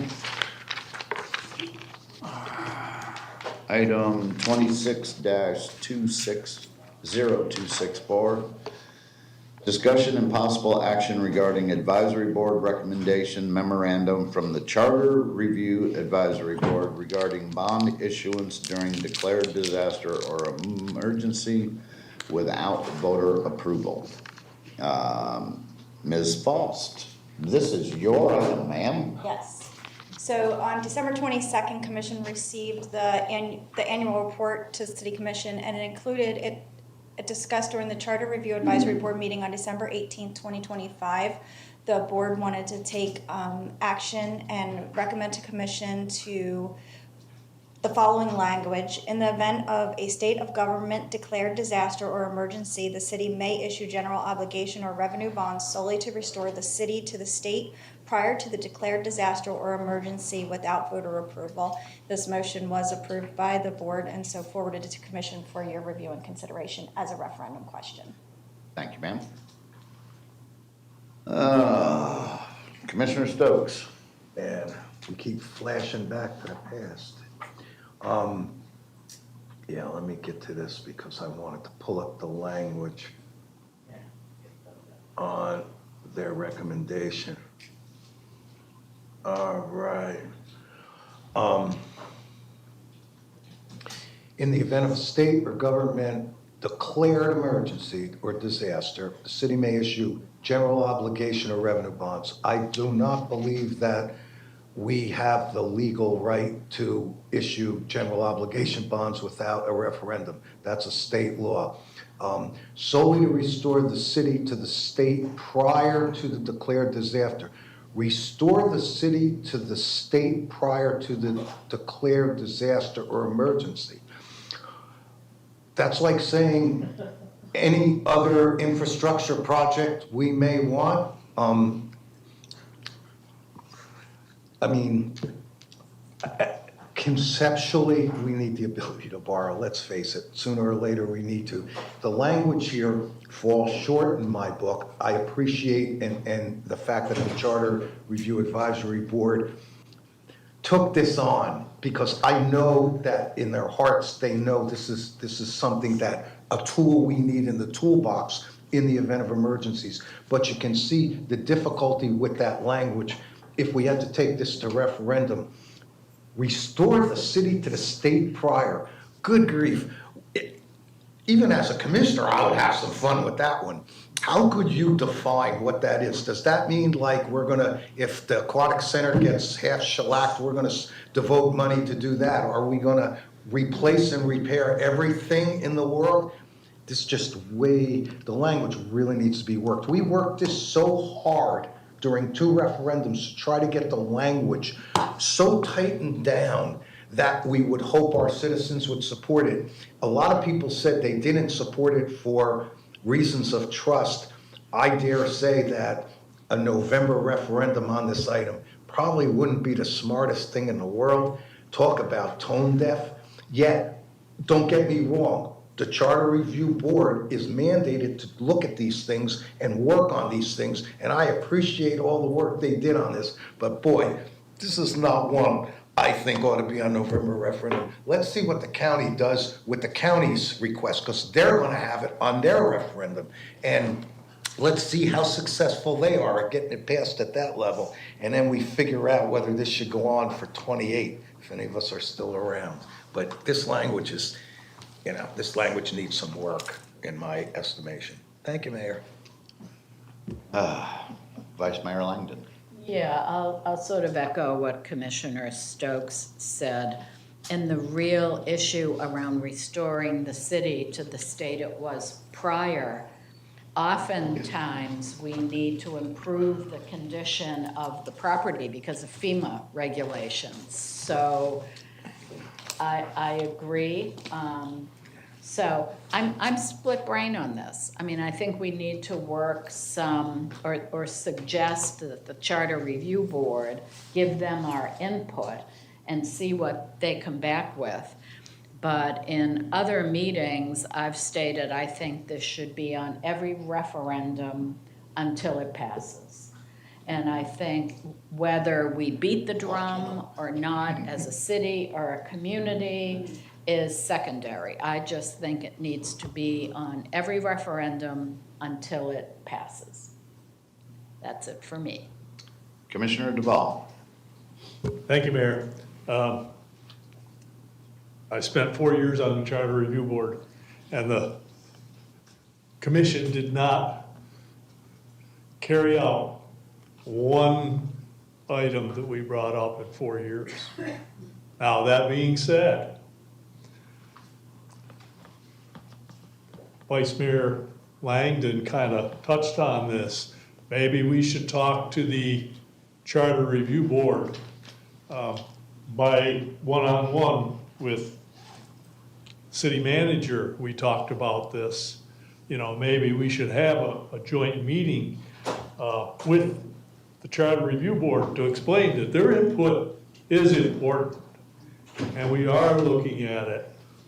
But along with Commissioner Stokes, this isn't the time, you know, November is not the time to bring this back up for a third time. Sometime in the future, and you know, and the wording, getting that correct, you know, that's where maybe a meeting with the Charter Review Board, you know, to give some direction to try and get the language so that it will pass one of these days. I'd like to see it passed. Yeah, but for this item today, you know, it's, November's not the time for that referendum, in my estimation. Is that it? That's it. Thank you. City Clerk? Any public comment on this one? I'm sure there is. I'm just gonna put a wager out there. Robinson, Vicente, and Pam Tokars. All right, I have nothing to say because you said it so eloquently. there you go. But at least you got to say that, so that's still public comment. Thank you very much.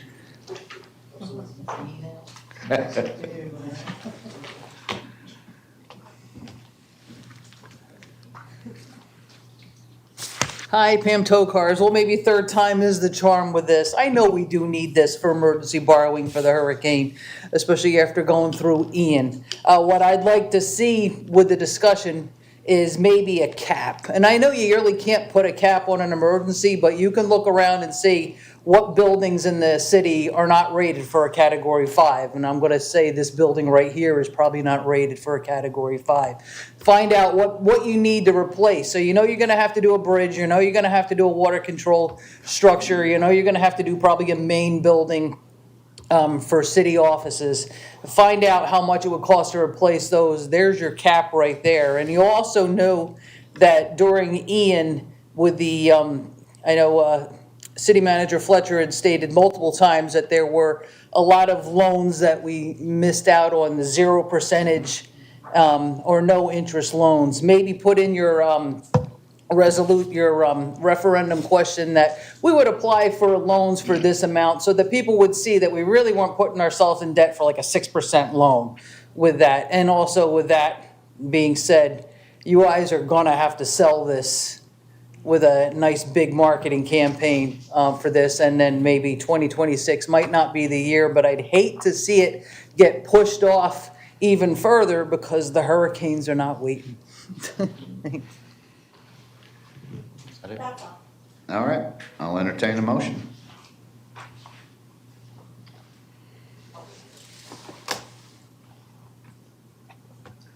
I'll give it a shot. Okay. Sacrificial lamb, right?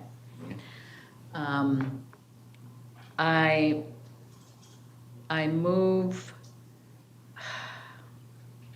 for, I guess it's city clerk, to create an agenda item bringing the City Charter Review Board to a future commission meeting to discuss this item. Yeah. Yeah. Yep. So in order for their board to meet and all of them to come here and communicate back and forth, it needs to be in one of their meetings as well. So it would need to be a joint meeting unless it's just gonna be one representative from the board coming to talk to you. Joint meeting. Don't we normally schedule a joint meeting with Yes. all of our boards Yes. at least yearly? No. No, we don't do that anymore? Because I remember meeting with the boards when I first got on the board. Yes, that's one of their options for their annual report is to do it as a joint meeting, but. So if we add joint? To schedule a joint meeting with the charter review, yes. Okay.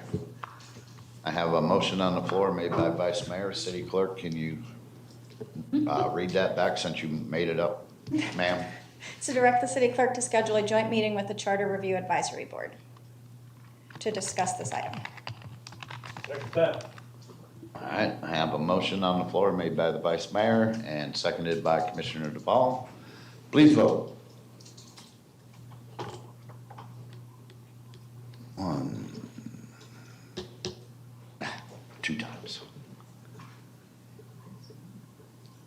And that passes 5-0. All right. Moving on. Item D, 26-0274. Discussion and possible action regarding approval of the appointment of Tim A. Drum or Tiffany Arnold as a regular member to serve on the Community Economic Development Advisory Board from January 13th, 2026 through January 13th, 2029. Ms. Faust, this is your item. Yes, so we had received 2 applications. Mr. Drum applied on May 19th, 2025, and Ms. Arnold applied July 17th, 2025, and we do only have 1 opening. I will add that when Mr. Drum did apply previously, another applicant was selected over him as well due to veterans preference, and we placed him on the Environmental Advisory Board at that time and let him know that he could apply when another opening came available, and so this is now in front of you to determine which applicant you prefer. Okay. Well, I'm gonna say one thing. I don't wanna kick him to the curb twice, but go ahead there, Commissioner Stokes. Yeah, no, I mean, I don't know either of these individuals, except I read through the information. I think Ms. Arnold would make a good pick because I like her background, and I think that with some of the development and growth that's going on in the city in the healthcare, health-related fields, I think she'd be a good fit for that. I think she'd add a nice perspective to it, so my vote's with her. Thank you. Bet you never thought I'd be that quick. No, I wouldn't. I didn't. There you go. Run that esteem. I'm assuming Commissioner Petro, there he is. Go ahead, sir. Yes, I would like to nominate Mr. Drum. I don't want to kick him twice because he was trying to do it last time when we gave the preference to the other candidate. So this time, I think it's not to discourage, but to give him an option to be on this board and to give him a preference this time. And I think he has more of experience in that realm of experience that is needed for that specific board. That it? Yes, yes. All right. Is there any public comment? No. Good. I'll look for a motion. I'll make it. I make a motion to appoint Tiffany Arnold as a regular member to serve on the Community Economic Development Advisory Board, January 13th, 26th through January 13th, 29. I'll second. I have a motion on the floor made by Commissioner Stokes. City Clerk, you want to read that back? To approve Tiffany Arnold to serve on the Community Economic Development Advisory Board as a Northport resident. And that's seconded by Vice Mayor. Let's vote.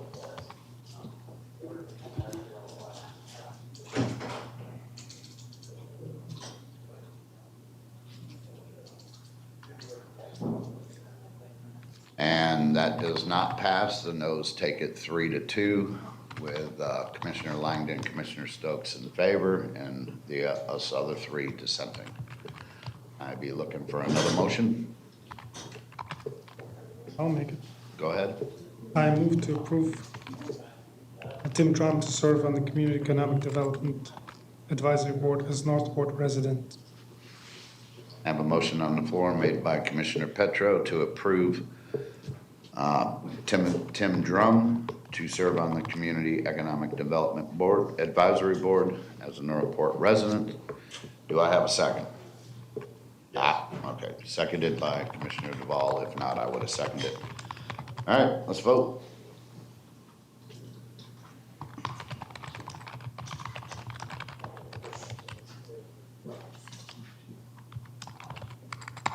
And that passes 3-2. And imagine that, the final item, the board worked good. All right, so thank you. Do we have any general public comment?